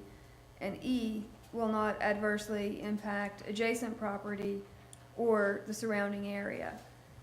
And 4, in approving a conditional use permit request to modify parking and loading space requirement, The Board of Commissioners may require upgrades or alterations to the existing parking area to address issues associated with stormwater management, backing into town streets, and to facilitate interparcel connectivity. So as a staff person reviewing this, I felt like subsection F3, letters A, B, C, D, and E were the criteria that had to be met in order for this board to consider modifying or waiving a parking requirement. So as I had mentioned in the staff report, based upon the business model of the reservation system, based upon the fact that Mr. Carey has provided testimony that there currently has not been a parking problem associated with the use of the park, that there would not, modifying this parking requirement by one parking space would not result in increased traffic congestion or otherwise negatively impact existing traffic flow, pedestrian, or vehicular safety. So that's A. We did not feel that reducing the parking requirement by one would create parking impacts for adjacent properties or within town rights-of-way. We did not feel that reducing the parking requirement by one would be contrary to the objectives of the land use plan. So there on D, it says is necessary to permit the reasonable use of the subject property. Also, as I noted, not granting this waiver of one parking space, it would not prohibit reasonable use. They have reasonable use. It would just mean they could not have the 8 elements that are proposed. Additionally, with E, we did not feel that the reduction of one parking space would adversely impact adjacent properties or the surrounding area. So that, as staff, is how I reviewed that the board did have the ability, should they feel comfortable to do so, to modify or waive the one parking space that was unaccounted for. So you can't answer A through E 100% in the affirmative. You can, because you said you can't answer D in the affirmative. I cannot. What I said is there is reasonable use of the property. They are currently operating an adventure park with 80 elements, so clearly they do have reasonable use. Not granting the waiver doesn't affect their ability to have reasonable use. It just means they will not be able to have the 8 elements that brought them here today. And is all that in our packet? Because if it is, I just failed to see it. It is. I believe it is. It is? Okay. Then the next question I have really concerns the attorney, which is, if we do grant the use, can we accept the parking narrative that the applicant has provided as one of the conditions of approval? You mean the details that he sets forth in his narrative? Yes. Yes, you could do that. You could include that as part of, as a reasonable condition to impose. And that he would have to abide by those elements that he put in that parking narrative? Yes, yes. I would also suggest that when the applicant presents his testimony, it would be appropriate to question him or to ask him any questions you have about that narrative, so you get sworn testimony about that for the record. Then, I've got a few questions, I'm sorry. No, that's okay. Following up on Commissioner Cahoon's, which it gets more of a lot coverage issue, but in the easement, is there any physical structure that would cause for lot coverage to be included in the calculations? So is this going, does your question relate to the walkway that was part of the original 2013 approval? Both, I mean, as far as I'm concerned, 2013 is being reviewed today as well. So if it was included then, is included now, If it wasn't included then, is it included now? Well, as part of the 2013 review, the conditional use in 2013, we did find it compliant with lot coverage at that time. And my question is there any encumbrance in that easement that would be considered lot coverage? The walkway from, and I apologize if I'm misunderstanding, but this walkway, yes, that was considered lot coverage in the original. Okay, and all the way to the sign? Correct. That was all included in the lot coverage calculations. If it was shown on the survey, it was included as part of the lot coverage. And is there an additional use at the end of the walkway? There is a personal watercraft rental facility that came before this board in 2013 and was approved by this board in 2013. So, in fact, there are 3 different and distinct uses on this piece of property. 5? I'm not talking about the Dairy Queen site. 4, Okay. There are 4 uses on this site? other than the Dairy Queen site. Okay. I know the golf, I know the tower, and I know the boat. What's another one? There's a tour boat and Okay. a watercraft or jet ski site. Okay, and so I just want to make sure that all the parking is met and that the parking easements are met that allow for all those different uses. So, And I just want somebody to assure me that all the uses on both sites, that the parking requirement is being met on all of those. so before this time's out and I need someone's password, I did want to show you guys to speak to Commissioner Cahoon's question. And I think it might have been emailed to everyone. The deed of easement that was shown along this property line that you had requested, it is in the Register of Deeds. It has been recorded. And I do believe that might have gotten emailed to everyone, but it is here. And then, Hand this back. And then to answer your other question, on this original site plan,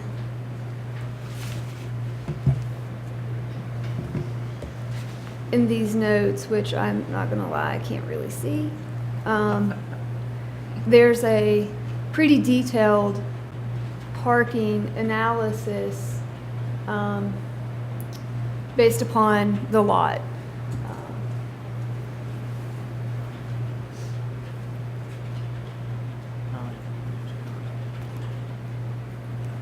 So as you can see here, and I don't know if it's easier on this screen or on your site plan, but each use, the Dairy Queen restaurant, Dairy Queen retail, miniature golf, the personal watercraft and kayak rental, which did include the tour boat, and First Flight Adventure Park, has all been accounted for in the parking requirement here. So and changing the hours of operation won't affect shared use parking? It should not, but we can look at that if you would like to have that recorded easement agreement with the shared parking, which was included in your package. We can make sure that the change in hours of operation doesn't affect that. I am not sure that the hours of operation was even listed, so, right.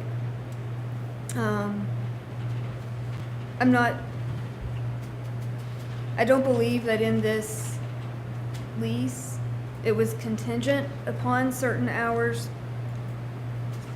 of operation. I might need a minute to look at that.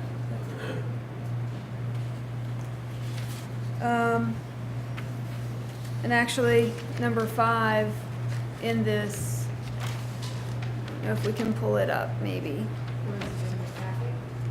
is, and it's going to be the parking piece.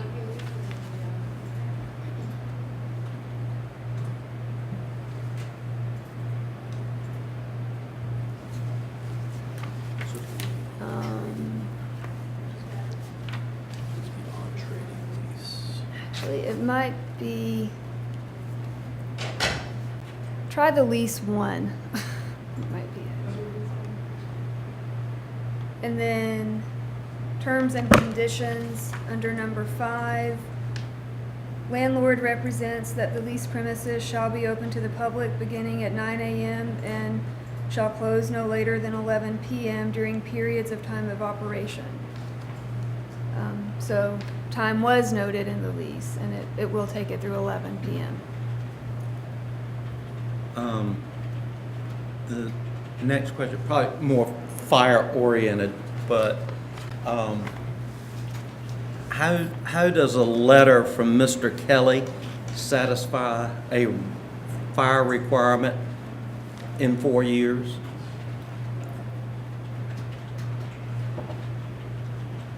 Shane might be better suited.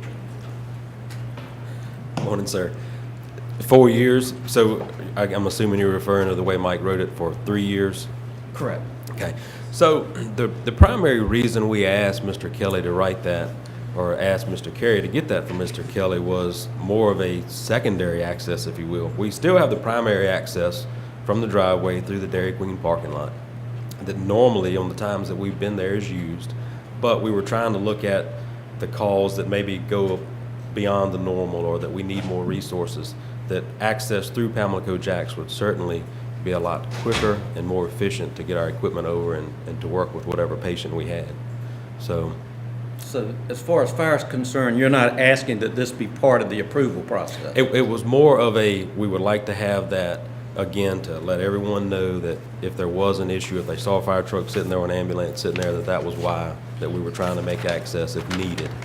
Not really a requirement, but more of a, we'd like to have this if we could. So I would think the same would be true of the south side, in that if you had a fire on the north side, you'd obviously have to access from the south side, but you Right. didn't get any permission from the southern property owner. Right, and honestly, with the walkway and the stairs and so forth that enter down to Pamlico Jacks, that was why we felt more important for the rescue or the medical type call.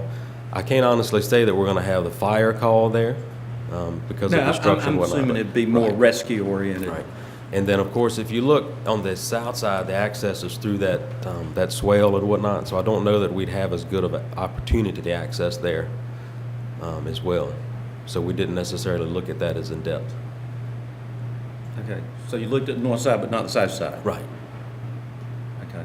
I'd encourage you to look at both sides. Okay. From a public safety standpoint.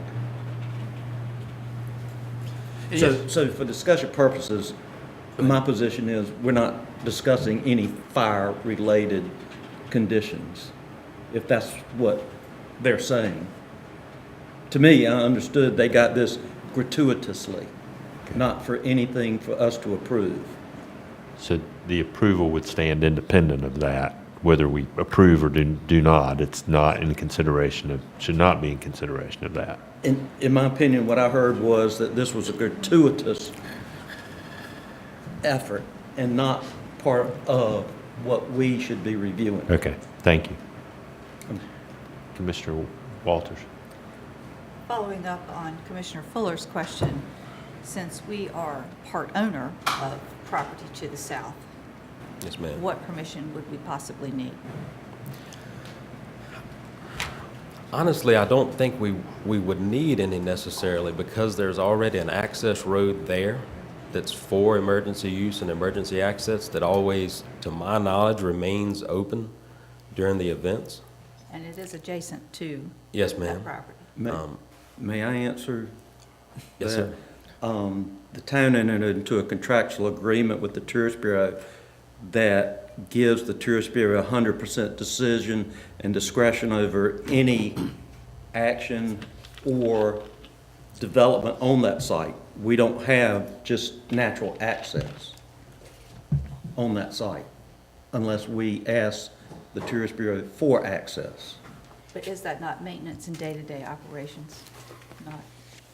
It makes no difference anymore because we've entered into a contract with the Tourist Bureau that gives them 100% decision-making authority.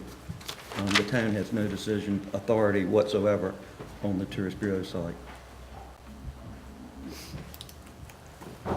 If we need to access it in an emergency situation, we will do it and then apologize to whomever we need to for doing it. That's, in my opinion, the right answer. Well, it was more of a goodwill, hoping to be able to have that understanding than just say, hey, we parked our truck here. Right. Yeah, it was just interesting that we asked for something on the north side, but not on the south side. Right. Okay. Thank you. Commissioner Walters, did you get your answer? I did. Thank you. Yeah, and were there any other questions for the fire department? I do, but I want to make sure that Webb was finished. Yeah. Commissioner Cahoon, did you have a question for the deputy chief? No, thank you. Okay. I have a question. And this really goes back again to the original approval. I wasn't here, so I have a question. This boardwalk access is 6 feet, described as 6 feet wide. If it's built 6 feet wide, I assume the net width is probably somewhere around 5 feet, typically by the time you take the rails in and everything else, the way things are built, maybe a little wider. All of the features of the activity are beyond the last pedestrian access. There's a set of steps, it appears, that leads over to Pamlico Jack's, about where the outside bar is. That's the last connection before the boardwalk essentially becomes a long dead end from that point, which means it's the only means of access and egress in the case of any event. So my question is, let's say there's a circumstance where there's an emergency on the boardwalk. There's a patient down who can't be moved, and there's a second emergency beyond that point on the tower or out at the rental facility. Have you considered how you would deal with that and get access in an emergency beyond the point where the boardwalk is blocked? I'm not going to say that we considered that specific scenario. However, I think that it would be dependent upon the emergency. I think we could overcome it if there was a patient there that could possibly be moved, or that we could use another form of access, maybe ladders or something like that to get over that railing. I think that either of those options would exist for us. Okay. All right. Thank you. Yes, sir. Any other questions for the deputy chief? All right. If not, I'm going to ask you to just stick around, but let's proceed with Ms. Wyatt and see if there's any further questions for her. Any other questions for Ms. Wyatt from the board? All right.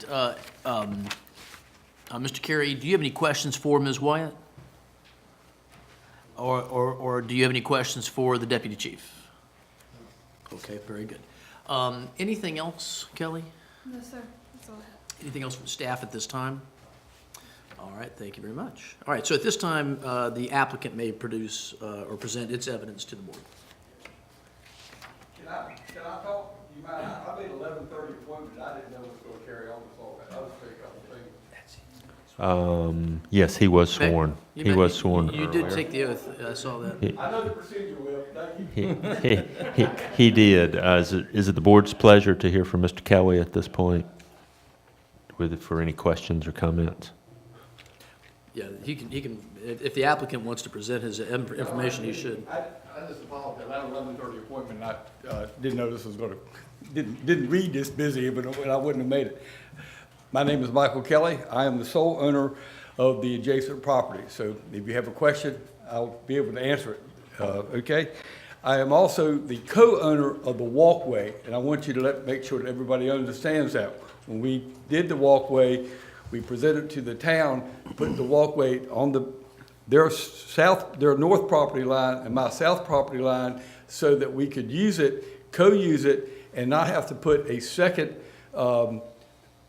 walkway that would behind Pamlico Jacks that would have possible environmental degradation. It was approved by this board, and we did it in an effort to not litter the area with walkways, okay? And that was just to let you know that. So I didn't, you talk about 4 uses for the walkway, there's actually a 5th, and that's me. And there's not a tour boat that I know of that's been over there. The tour boat has talked about going over there, but he's been touring elsewhere unless he came on the days came on the days I was not working. Okay. The other thing is that when I'm looking at parking is a concern, but in the daytime about co-use of property, we allow, and it's stated in printed placards along the property line, that we allow anyone to use the property before 5 o'clock. So it's not a problem with anything in the daytime at all about parking. There's more than enough parking. The evening, and it says after 5 p.m. is not used. The placards have been obeyed, and we've had no problem to date with anybody parking on the property that shouldn't be on the property. And I will tell you, I cannot tell you anything actually factual or statistical, but I can tell you from personal observation. Personal observation, by 5 o'clock, it's pretty well, it's shutting down, okay? And the summer before last, we did open for lunch because it did supply a fair amount of traffic that was there and enough to begin to justify lunch on certain days. Last year, we did not justify lunch because there's not enough parking, there's not enough housing for people down here and a variety of other tasks which you hear on a regular basis, and that was because of that. We did want to, we couldn't hire the staff to begin to take care of the lunch business. A couple other notes that, like I said, it's amazing at how well this place is operated. We've had no problem whatsoever. We've never had too many people as far as getting around or doing anything. It's a very positive attitude that's exhibited not only by Mr. Carey and his staff, which is not excellent, it's above excellent, but the people that are attending or have family members or friends that are on there. And it did sort of interest me that they said that with the new polls and them being lower, that we may be using senior citizens, everything. There is not an overabundance of senior citizens using this aerial park. I will tell you that. And statistics, I don't have it accurate, but there's nobody with gray hair or balding out there. I can tell you that. Okay. The other thing is with Deputy Chief Height, we specifically extended the parking lot in the area of the walkway and striped it off so it's not used for parking, so that this situation could be addressed. It was addressed 4 years ago, and we felt like it is adequately addressed. I feel like it is. I don't have any dog in this fight, so to speak, but Mr. Carey and his business and the associated businesses on there do have use of that as much as they want. We made the walkway 6 foot. That was as per the instructions from the town of Nags Head. There was not just an indiscriminate decision. Okay. Lighting review, I would suggest for myself that there be a lighting review. I don't want big quartz light or big LED light shining into people sitting out on a deck, but I'm sure that'll take care of the low-level lighting, etc. Everything they've done so far to date has been exactly as they described. It has been no conflict with us in our position as a neighbor. There has been no conflict whatsoever. A comment was made that the letter that you have in your file, I'm sure, about use of the emergency vehicles for the town, for the county or the town of Nags Head, that in so doing, I put the 3-year limit. The only reason I put the 3-year limit in there is there is on the front page of the newspaper, there is talk about a possible sale of that property. I'm only interested in dealing with knowing who I'm dealing with. So at the end of 3 years, if there's a sale, I'll be glad to redo it. It's not anything to try to hold anything back, etc. It's more about the fact of just renewing it with the person that actually owns the property, as opposed to giving them blank you know, 199-year lease or anything like that. So there's no problem whatsoever. That's just, and if anybody wants to rediscuss that, that gets to be a hinge point. We will consider readjusting it or doing it, whatever is recommended. I use the word consider. Okay, please? Okay. And I will tell you that another reason for the walkway and the walkway at the end was at one time the town had discussed, they had the vision of possibly having a walkway like they have in the duck area. That hasn't come to fruition yet, but that's still a possibility. The only reason the walkway is 6 foot is because we wanted to put the walkway at the end 10 foot, and we weren't allowed to do that. But the town could do that when they got into it, but we could not begin to do that. And I think Mr. Fuller's point about having another egress or exit off the end of the walkway or somewhere out there is an interesting one. I will tell you that you can go out there. I have picked up a couple of floats and a couple of pieces of driftwood because I've been able to walk out on the walkway and see them. You couldn't see them when you're standing in the thing. And if you just want to know how that stuff gets there, if you go to Pamlico Jacks right now and turn in, you'll see a tide line at about 3 foot all the way to the bypass from Hurricane Michael. So that's how the stuff gets in there. You can begin to see it. So it would be accessible sometimes of the year. I think that mostly it would be spongy and it would not be very, very accessible. It'd have to be a very severe trauma situation to get back in there. But if Nags Head has four-wheel drive, it ought to be able to begin to do it. That's all the little notes that I began to make. Any other questions, I'll be more than try to answer and do Yes, whatever. Mr. Kelly, if you'll see if there are any questions from the board first. Any questions? Mayor Pro Tem? I have a question. I'm not sure if it's for Mr. Kelly or for you, but it relates to the items we've been discussing. In reading the easement that was just provided to us, on page 2, item B4 says that this Exhibit B easement shall be used solely for the purpose of permitting emergency services by EMS or other emergency personnel to have access to any facility located along or contiguous to the walkway that may require emergency services. And it references Exhibit B. It says that certain areas designated as six wooden steps to existing pavement space to be marked no parking with sign and pavement marking as shown on that certain map or plat entitled Project W. Robinson Engineer or on Trading Corp. First Flight Adventure Park, prepared by Michael Robinson Engineer, dated April 21st, 2014. Said easement to include not only the steps, but also the aforesaid parking space designated as no parking on the aforesaid plat, which steps and parking space are located on property owned by Michael Kelly. So does this easement, which is in effect, last beyond the 3 years of the letter? Because it appears we already have access for emergency services based on that By an easement. So I'm not sure that the letter from Mr. Kelly is relevant if this is a recorded easement. The answer to that, well, Mike might know the answer, but the answer would be based on whether there's any time limitation set forth in the easement itself. If not, it would roam with the property and continue in perpetuity. But as I'm flipping through it here, I don't see anything that puts a duration on it. I didn't either, so. Yeah. It would be my consideration, Chris Sewell is my attorney, and there was probably, my initial thought is there was no date, no time frame set at that time, yes.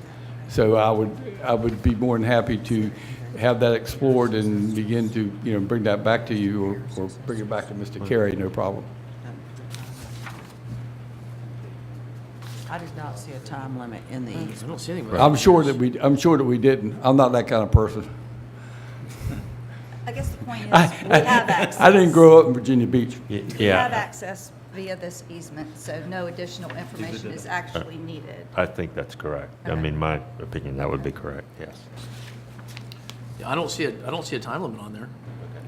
I didn't see anything. So I mean, I think that would exist. And you're right. I think whoever made the point I guess it was Mayor Protem, that this would govern over the letter in any event. Because it would provide rights.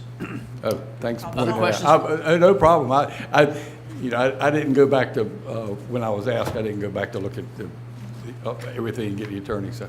Any other questions for Mr. Kelly from the board? Mr. Kelly, in an unrelated matter to this, when was the last day off? My last day off? It's been longer than I want to say. Any But thank you for questions- asking. Any questions from you, Mr. Carey, for Mr. Kelly? Anything else you want him to clarify for the board? All right. All right, great. All right, then, thank you very much, Mr. Kelly. Thank you. All right, so, Mr. Carey, do you have any other evidence you wish to present to the board? Well, you may want to, you may want to at least see if there's any questions for you.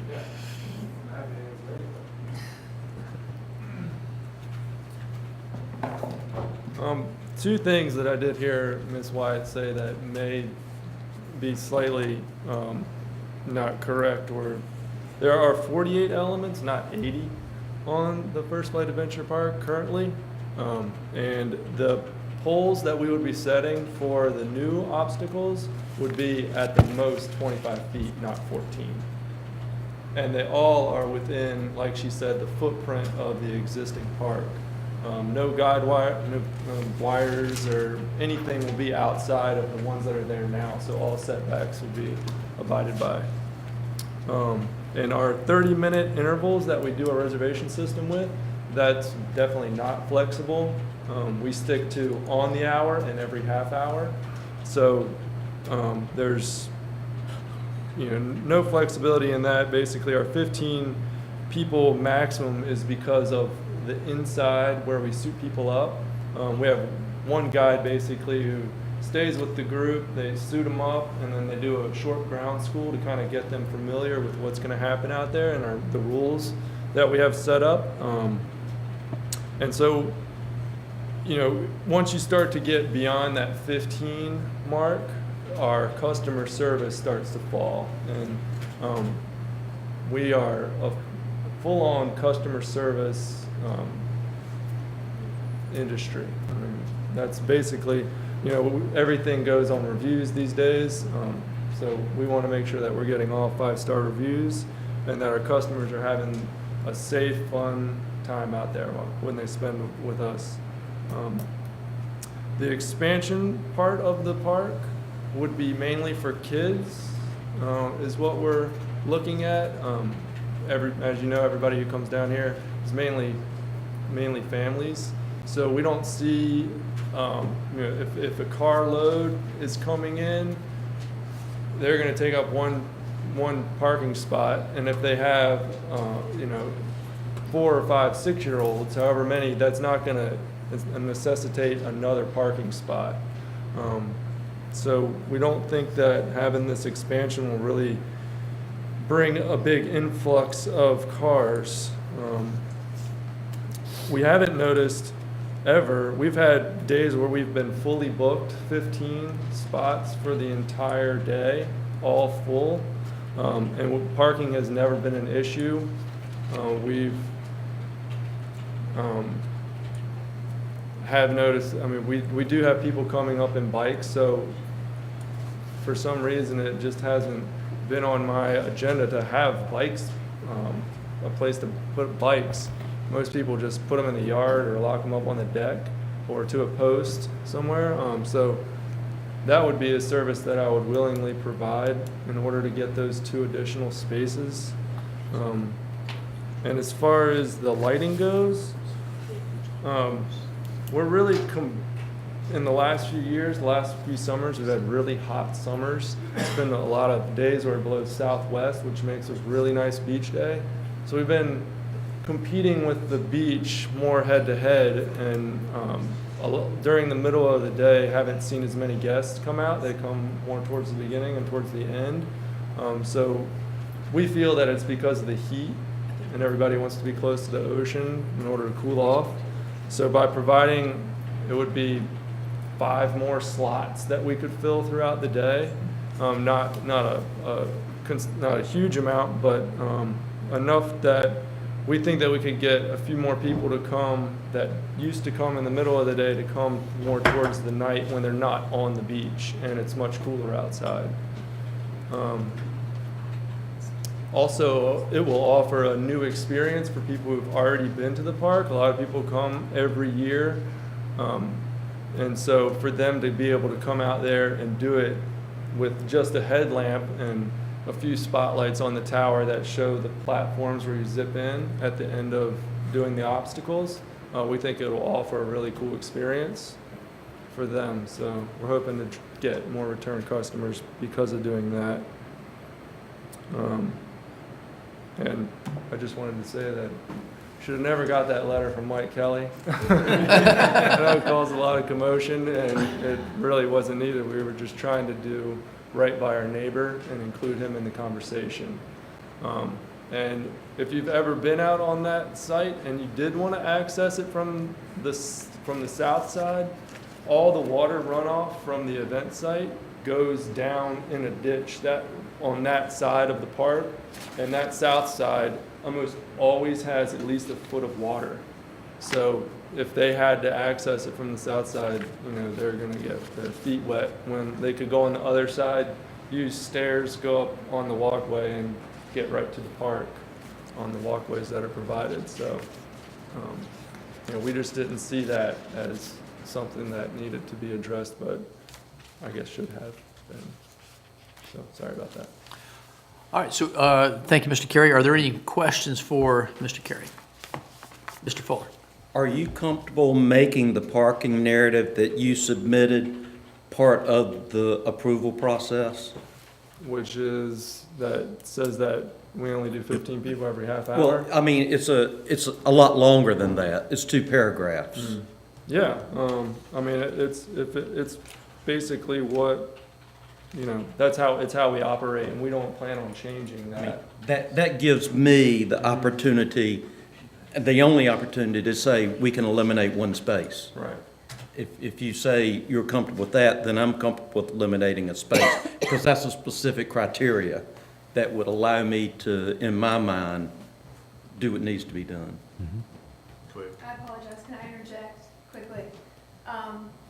Hearing you say that you only had 48 obstacles out there, when this was approved, and you have this with you, it was approved with 60 obstacles.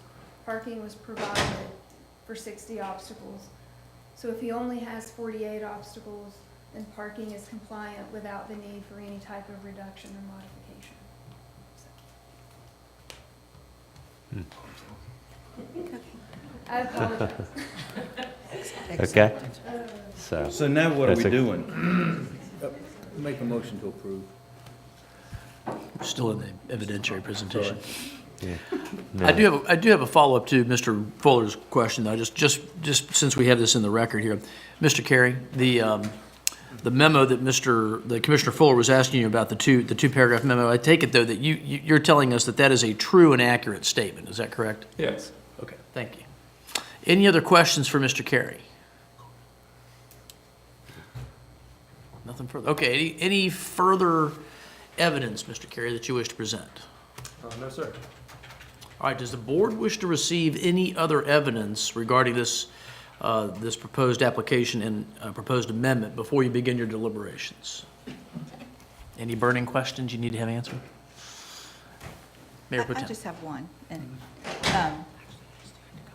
you're talking about the nighttime lighting that, you know, said that each platform will be lit up in the evening. But as you move from, Each platform will not be lit up. okay, Just so there's zip lines, you do 7 obstacles and then you zip line at the end back into the tower. So when you're on a zip line, we abide by the ACCT standard, which is Association for Challenge Course Technology. And they say that on an incoming zip line, you have to have the platform lit up so so that the participants can see that platform. And then everyone has to have a headlamp. okay, so only the platform that you land on. Right, zip. so there's only Okay. 6 of those out there on the tower right Okay, now. so they will be lit. They will be lit. And they'll have on headlamps, but since it'll be operating at night, is there any need for any reflective material on each of the other areas that you move through the obstacle course, or is that not needed or recommended? I've done your obstacle course, not all the way to the top, only the second level. But, I mean, there's, you're traversing and using your feet or your arms to move throughout. Is there any need for any reflective material on those? I think that the headlamps will provide enough light to get through it. If we find that,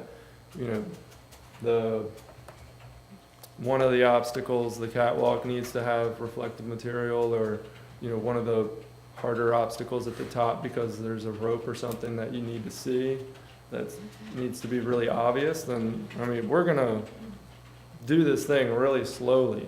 We only want to do it one night a week.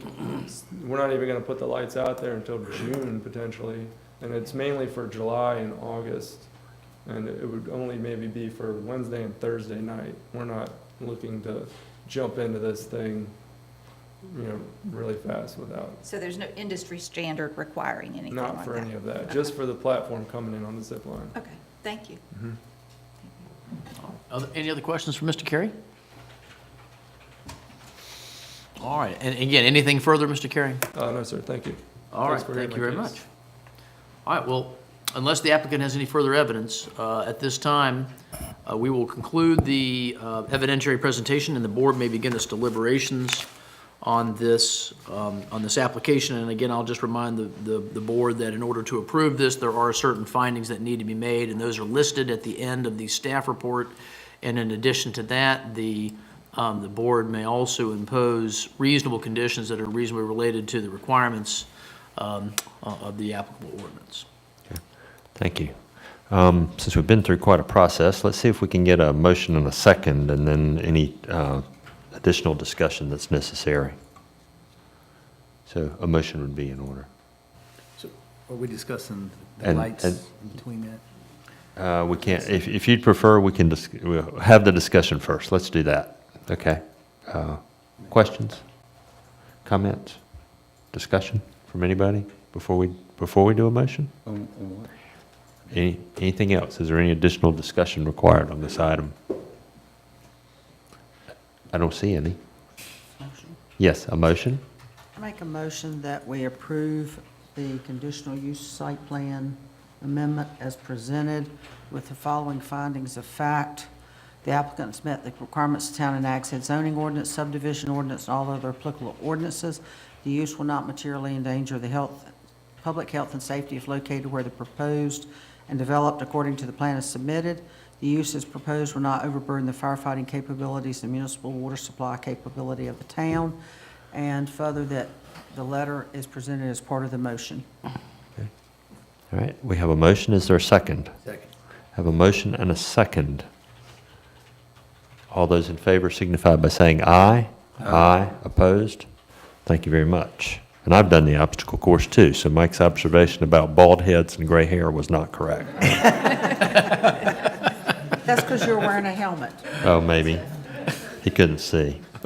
All right, so the next item on the agenda, I think we'll just stay with the order of the agenda, would be reports and recommendations from the Planning Board and the Planning and Development Director.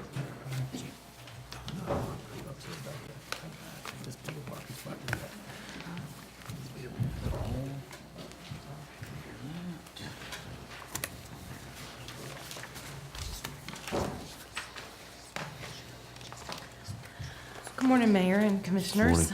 Happy to provide you with an update on the Focus project. Thank you. We are, staff is still working with the consultant to update the material and provide a final draft for you. That date is still set for December at this time. We're using the input from the technical committee meetings to provide the final necessary changes to create that draft. That's all I have for you at this time. Thank you. And I guess that at some point soon, a scheduling of the committee to preview that information will also be done, probably sometime toward the end of the month, I'm gonna guess. Okay, yes. Okay, thank you. Mayor, may I ask a question? Yes. As the committees move along and we get information, if there's some information that we need further direction on or we have comments on, are we supposed to wait till we just get a final document and then start bringing those questions up? Or should we at some point in time bring those questions up as this process is moving along? That would be hard to do without digging into the whole. I mean, right at this point, there are a couple of big chunks, and one of them is going to be coming before the planning board, which are the design standards. But I think until really, as far along as the process is at this point, as cumbersome as it will be, I think at this point we're just going to have to see the whole ordinance before we can deal with it. I think otherwise, if you have information that you would like to have, I think bring that forward. But to have presentations of parts at this point, at this late point, would be really difficult. It's more surrounding things like interpretive issues, like words that we may want to, or things like that, I'd much rather have some more specificity in what we're going to do than what we might think. Right. I think then that's only going to be done by reviewing the full ordinance, unfortunately, which is going to. Once you adopt a document that has a lot of ambiguity and no specificity, then it's up to everybody can say what they thought they meant. That is absolutely correct, and I really hope we don't do that with this new UDO. I hope we don't as well. Okay, thank you. If you adopt something like that, you're leading outside agencies to interpret it as well, because it's going to be referenced in a CAMA land use plan. And the last thing you want to do is have ambiguity for another agency to make an interpretation of.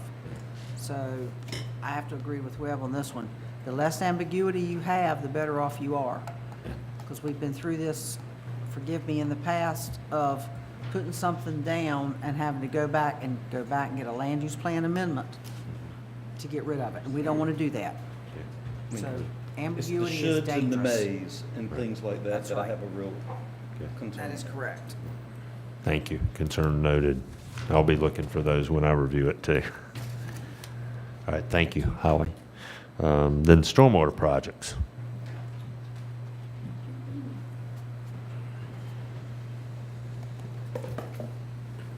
Good morning, Mr. Mayor, Board of Commissioners.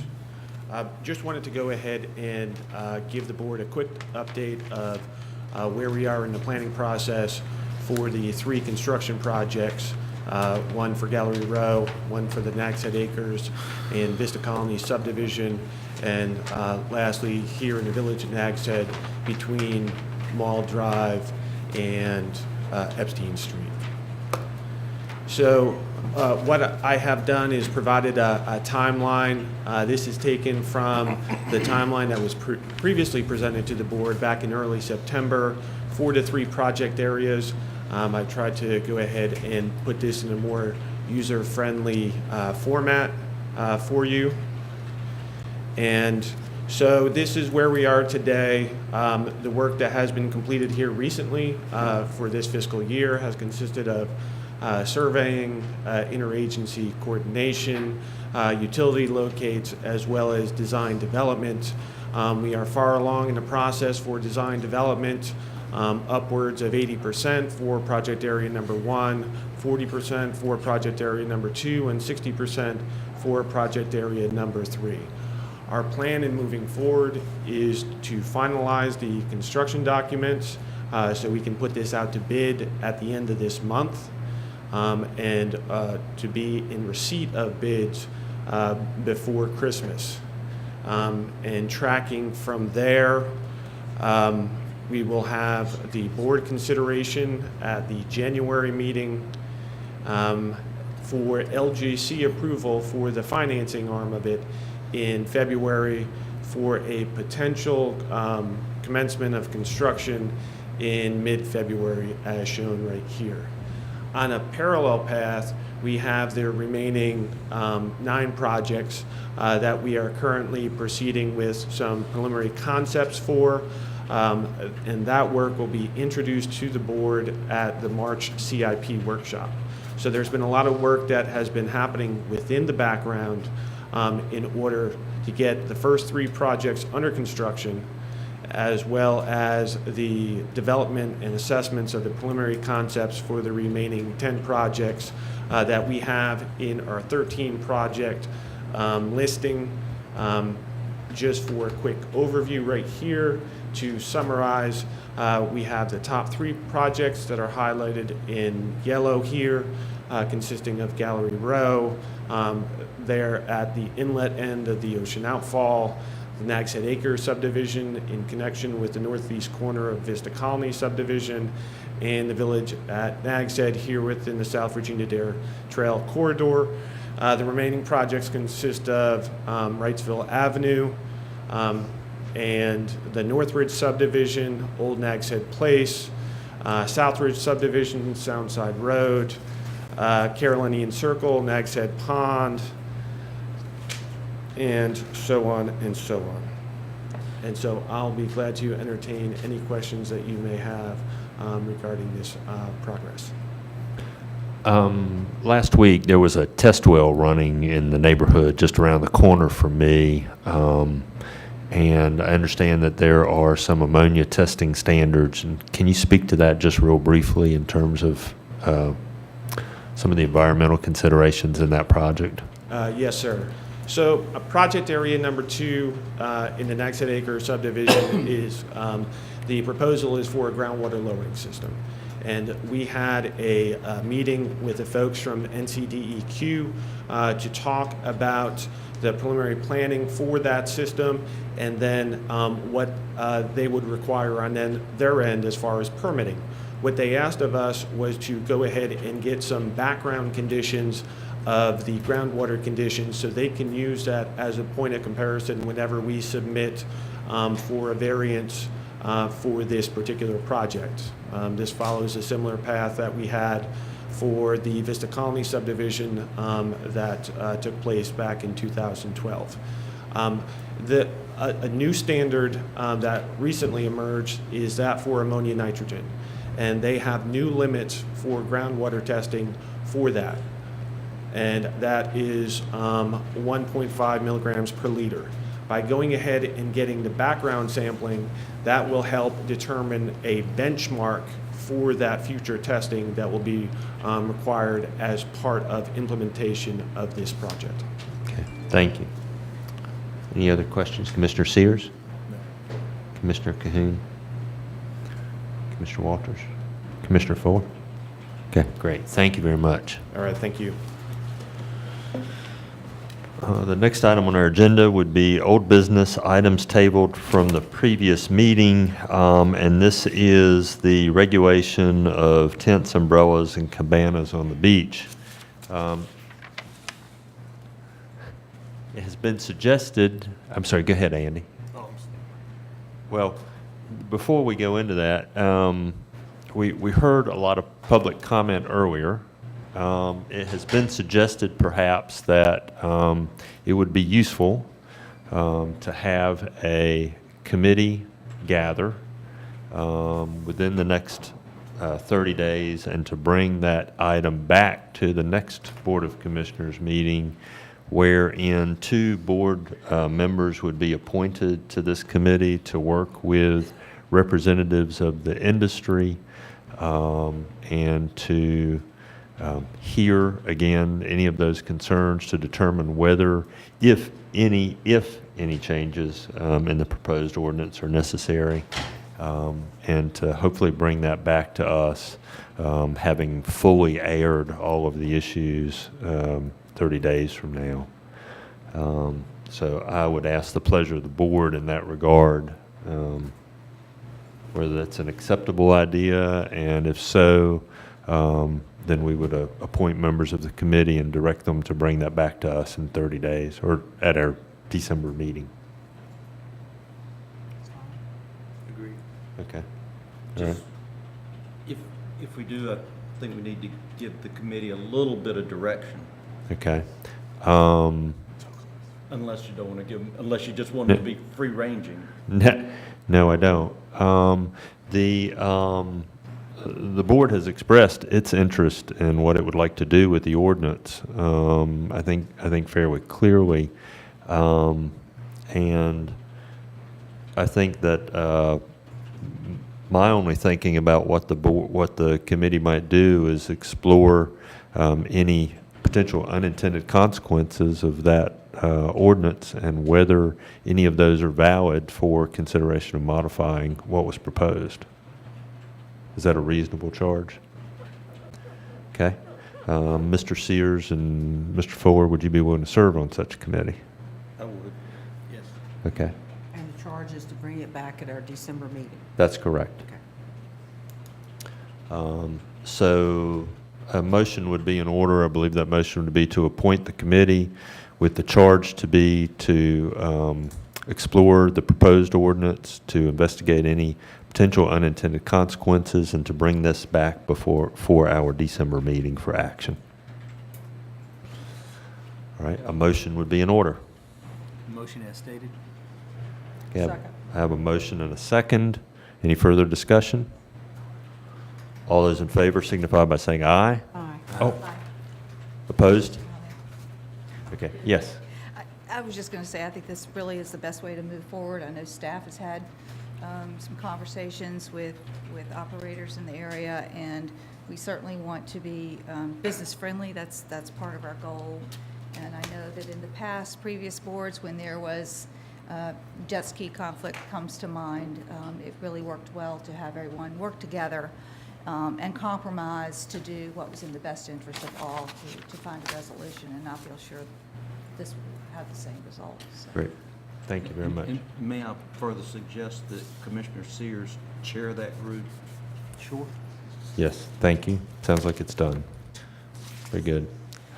Mr. Mayor, on the same topic, while we're all talking about that, I would just point out, I think we've discussed this before, but this is an ordinance that the town has, or that's been proposed to the town to adopt under its police powers, which does not require a public hearing. Yes. But that does not prohibit a public hearing. And one of the questions that I've had is whether or not the board wants to still conduct a public hearing on something with this level of interest. I realize that a committee may take care of that process, but if the board is interested in conducting a public hearing, I think you may want to go ahead and take action to schedule that so that you don't get delayed further down the road. I mean, I just don't want to get to the point where we're in the spring and hasn't been adopted yet, and then y'all still have to wait 30 days to do so. I thank you for that comment. My thinking would be not, that in effect, we had the public hearing this morning and that the committee would react to those comments and that we would bring that back for action. I think there should be enough engagement following this morning and those meetings for us to be able to do that. Does the rest of the board agree with that? I don't disagree. I just wanted to throw it out there so there'd be some consideration of that. Great. Thank you very much. The next item on our agenda is new business committee reports. This is where we hear from board members. Commissioner Sears, Commissioner Cahoon. Nope. Commissioner Walters. No. Do you want to report on Jeanette's pier? No. Okay. Okay. Commissioner Fuller. Okay, great. Thank you. The next item on our agenda is consideration of an appointment to the planning board. We have one vacancy created by the resignation of one of the planning board members, so there is one vacancy. You have been provided with a list of candidates who have expressed interest in serving on the planning board. And so if it is the board's pleasure to move ahead with this, then I would open the floor to nominations at this time. Yes, Commissioner I would like to Walters. nominate Megan Lambert. She's been working on with the Stormwater Committee and has been very much engaged in issues that are currently really important to the town and issues that the planning board will be dealing with. So. Okay, thank you. Are there additional nominations? Yes. I'd like to nominate Meade Gwynn, who's a longtime resident, lives in the village. I know he's worked on the board with the village for the past 9 years, currently serves as president. In his last year there, he's worked on a couple of committees with the town. I know he has a very strong interest in the town and its direction, and is a very strong supporter of what I think we have done, and I think he'd be a great member to the Board of Planning Board as well. Okay, thank you very much. Appreciate that. Any other nominations? And so we have two good candidates. I would, hearing those and no others, is there a motion that nominations be closed? I have a motion and a second that nominations be closed. All those in favor signify by saying aye. Aye. Opposed? All right. What I have suggested, and what we've done in the past, is to place these names up for a vote in the order in which they were nominated, and to, by show of hands, to vote on them. If the first candidate does not receive an adequate number of votes, then we'll proceed to the next. Mayor, may I make a comment? Yes, ma'am. I think we have two fine candidates. I think both would serve the planning board equally well. I've worked with Meade in the past, and I think he would do a great job. But I do believe that our planning board, or any board in the town, needs to have diversity. And sometimes we lack diversity. We need more diversity. So that's my comment. It's about the diversity of the board. Okay, thank And you. I would hope that anybody that is on this list would keep their name in the pipeline as well. Yes, I would certainly hope so as well. All right, any other comments? All right, then the first name to be placed up for a vote is that of Megan Lambert. And so all those in favor of Megan Lambert signify by saying aye. Aye. Aye. Opposed? Okay, I heard 3 in favor. So that would mean that, well, opposed, in which case that would pass Megan with a vote of 3 with either 2 abstentions or 2 nays, however you wish to record those. Yes? I'm sorry. Okay, thank you. Yes. Yes, I Commissioner. just have a question. Yes. Is an abstention a yes? Yes. Yes. Okay, It then I is. guess, well, formally then, I would vote no. Okay, thank you. All right. Then, if you would record that vote as 4-1. Thank you.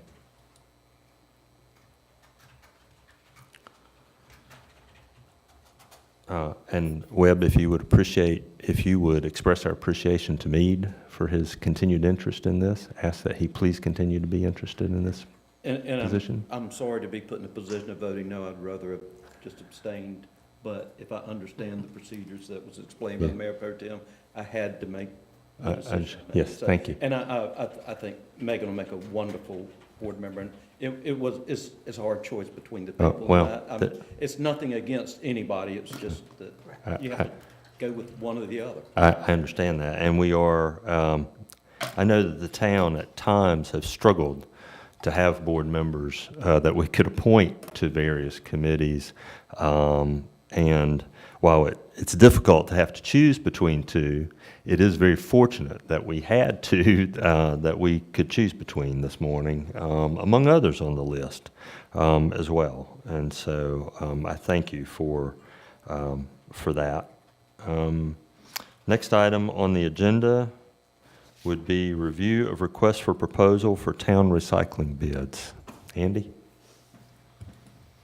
Thank you, Mr. Mayor. Yes, so earlier this year, back in May, the Board of Commissioners had a workshop, and we discussed the town's recycling service. As the board is aware, the recycling service contract with Bay Disposal is up next month, and that is for a seasonal service to collect the beach road from May to the beginning of October. Obviously, we're trying to determine what we're going to do for the coming year. We did get costs earlier this year from Bay to continue the service.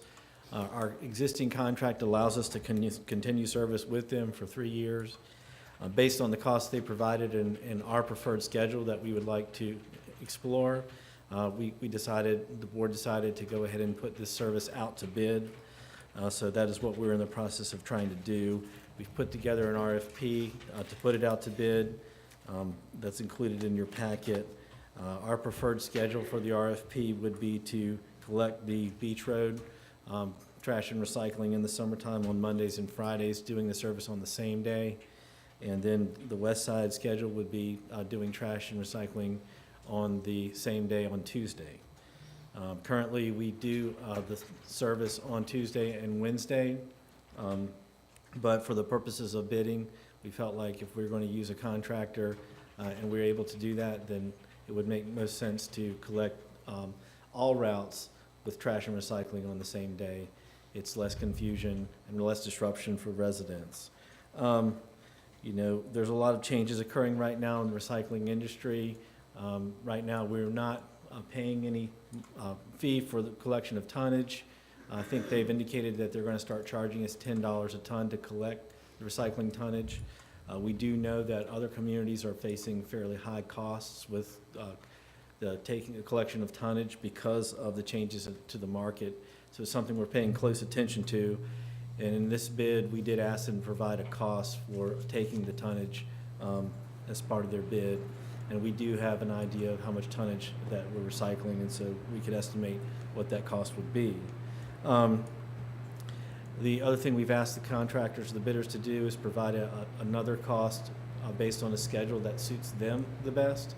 The problems we've had with Bay getting better prices to do our preferred schedule is Monday. They are already booked down here on Mondays doing other communities, and so in order to do that, they would have to hire additional staff and buy vehicles to accommodate the town's Monday schedule, which greatly increases our costs. So if they're able to do that on Tuesday or another day, I think that works much better for them, and they're able to use their existing staff and vehicles that they already have down here. So just to provide information to the board, we've asked the bidders to provide an additional cost or an additional bid based on the schedule that works for them best. The schedule we're looking at right now is to put this RFP out next week, and then we'd like to have a pre-bid meeting with any interested vendors at the end of November, with bids being due back in January 4th, I believe. And then we would schedule a meeting, possibly a workshop with the Board of Commissioners to go over the bids, to go over what our recommendation is, and then have a more thorough discussion about what the town's plans are. Obviously, we've been asked by the board to provide data on recycling and trash. We are in the process of compiling that now. I mean, we've been compiling it. We've updated it to reflect all the data from this past season up to the current time. And then there's some additional items that we've been asked to provide, and we should have that to you soon. That's all I have for you today. We're just looking for a general nodding of heads on the RFP. With no formal action we're requesting from the board. We're just providing this as information for review and comment. Okay. The pre-bid meeting is set for the afternoon of the 28th. And what would the bid date be? January 4th. Okay, I'm sorry. I did see that, January the 4th. So it would be appropriate, and I trust that the information could be together so that somewhere around the 28th to the early part of December, possibly before our December meeting, that we could have that workshop? Or what is your, I'm sorry, go ahead, Cliff. The only drawback to that is that we won't have the bids in, and I don't know that you can, how much of a discussion you can have unless it's a two-part discussion without having the amount or an idea of the cost. You said we had a meeting on the 28th? I'm sorry, no, we don't have a meeting. The pre-bid meeting with the interested vendors is the 28th, no. That's just something to consider. If you meet before the 4th, it'll be before we have an idea of the cost. We were looking at more of a mid-January timeframe for the workshop. So we're going to be hung up again, once again, with a time frame that's going to put us in a time crunch to make a decision without having thorough discussions, because we've been waiting for information since January. Right. But, I mean, we asked for this information at our retreat in January. So are we going to wait till another January retreat to get information to talk about it? Are we going to be asked to make awards? Are we going to even have a philosophical discussion about how our program is working or not working? And in what areas is it working well, and what areas is it not working well? Right. Assuming that the data that we will have is specific enough to allow us to talk about where it is and is not working, I would prefer not to get, I mean, I understand it's in the absence of cost information, but I think there are issues of looking through the data, having the philosophical discussion about what it is that we want to accomplish with recycling and what the nature of recycling is for the town of Nags Head in terms of a service, and to do that in a way that hopefully when we get to our January retreat, we are bringing it to conclusion rather than kicking it off again for a discussion that, as you suggest, is going to put us in a time crunch. We seem to get put in boxes that don't allow us to make the most thoughtful and thorough decisions. Okay. So can we plan to have a workshop then? And of course, Commissioner Walters, go ahead. Well, I was just going to say, I'm not sure what the data is Can that you we're speak going. into your microphone? I'm I sorry. can't hear you. I'm not sure what the data is that we're going to receive, but it would be helpful to know what have we invested so far? Is there a possibility of us doing it ourselves, and at what cost? We pick it up part of the year now. What are the tipping fees? How many loads have been rejected, if any? I think there's a whole big picture we need to look at, and we had also talked about commercial recycling, which I realize is not in this RFP, but if we can't do residential recycling, there's kind of no point in moving forward with commercial recycling. So, I think those come down to the philosophical discussions, but the more data we have, the better decisions we'll make, in my opinion. Okay. All right. One other Thank- thing, if staff's going to talk about residential recycling, what do you propose to add, or what do you propose to make changes with, considering that one cart for an 8-bedroom house recycling once a week? I'd like to see some information on some staff proposals or the effectiveness of how much recycling is not being recycled, but it's dumping in garbage cans because there's no carts for it.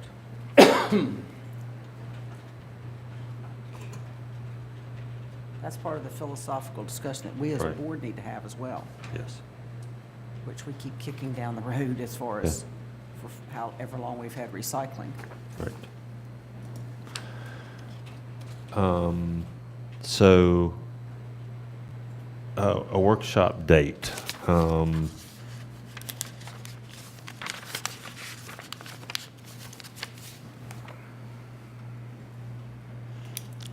Renee, did you say you had something on the 28th that you were? Of this month, Yes. I have CRC 27, 28, 29. Okay. We actually have 3 days because Hurricane Florence canceled a September meeting. It makes for a long day to do it after a board meeting. We could do that, though. Mike, see Mike shaking his head, so. We got Thanksgiving that week before, and a lot of folks are out Oh, of town that's the right. following week, and then That's right. catching back up. So what about concluding, what about after with a break for lunch and then after our December meeting? A workshop Uh-huh. Yes. on the 5th? Uh-huh. Okay. I see shaking heads. Okay. Thank you.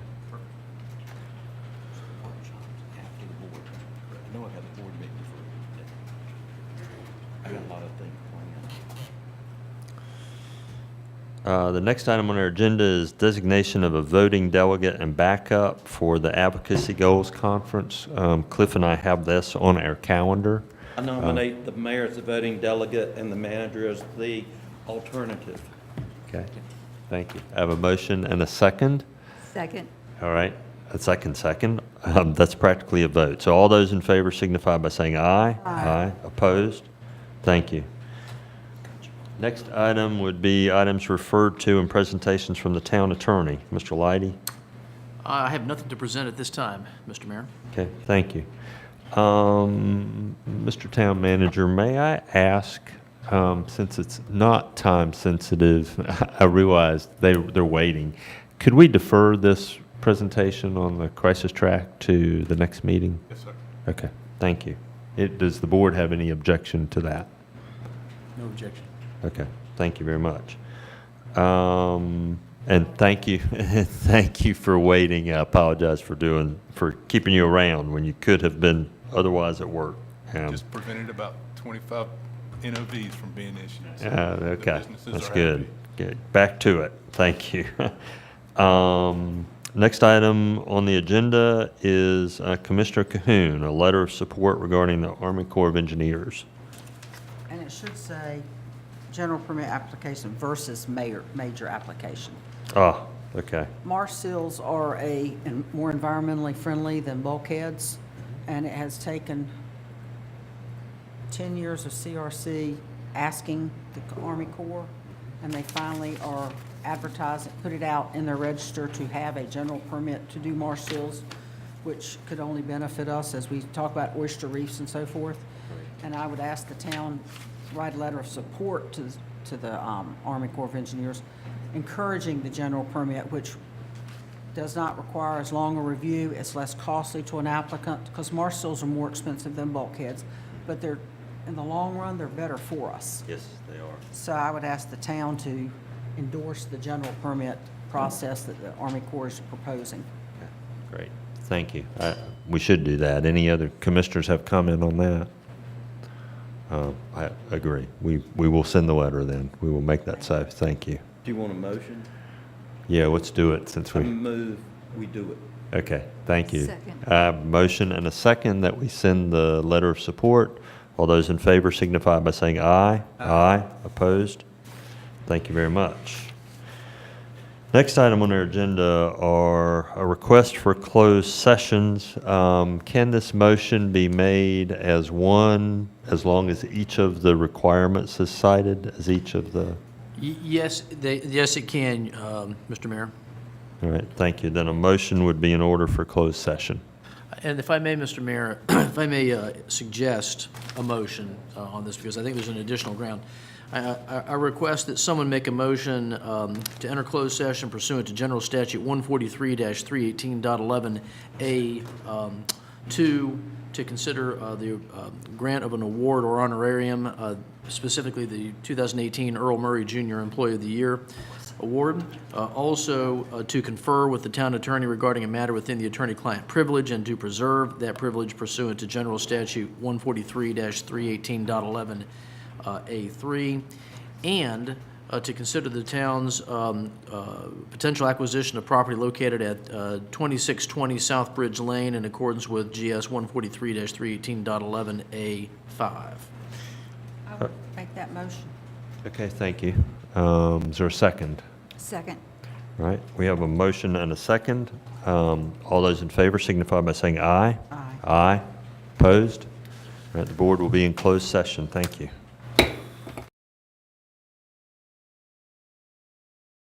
Attorney to report out of closed session first. The Are we on? board did take actions regarding each of the matters on the closed session agenda, but all of those are need to be kept confidential at this time. Okay. Thank you. Any other business to come before the board? Hearing none, a motion to adjourn would be in order. So moved. Second. Have a motion and a second to adjourn. All those in favor signify by saying aye. Aye. Aye. Thank you.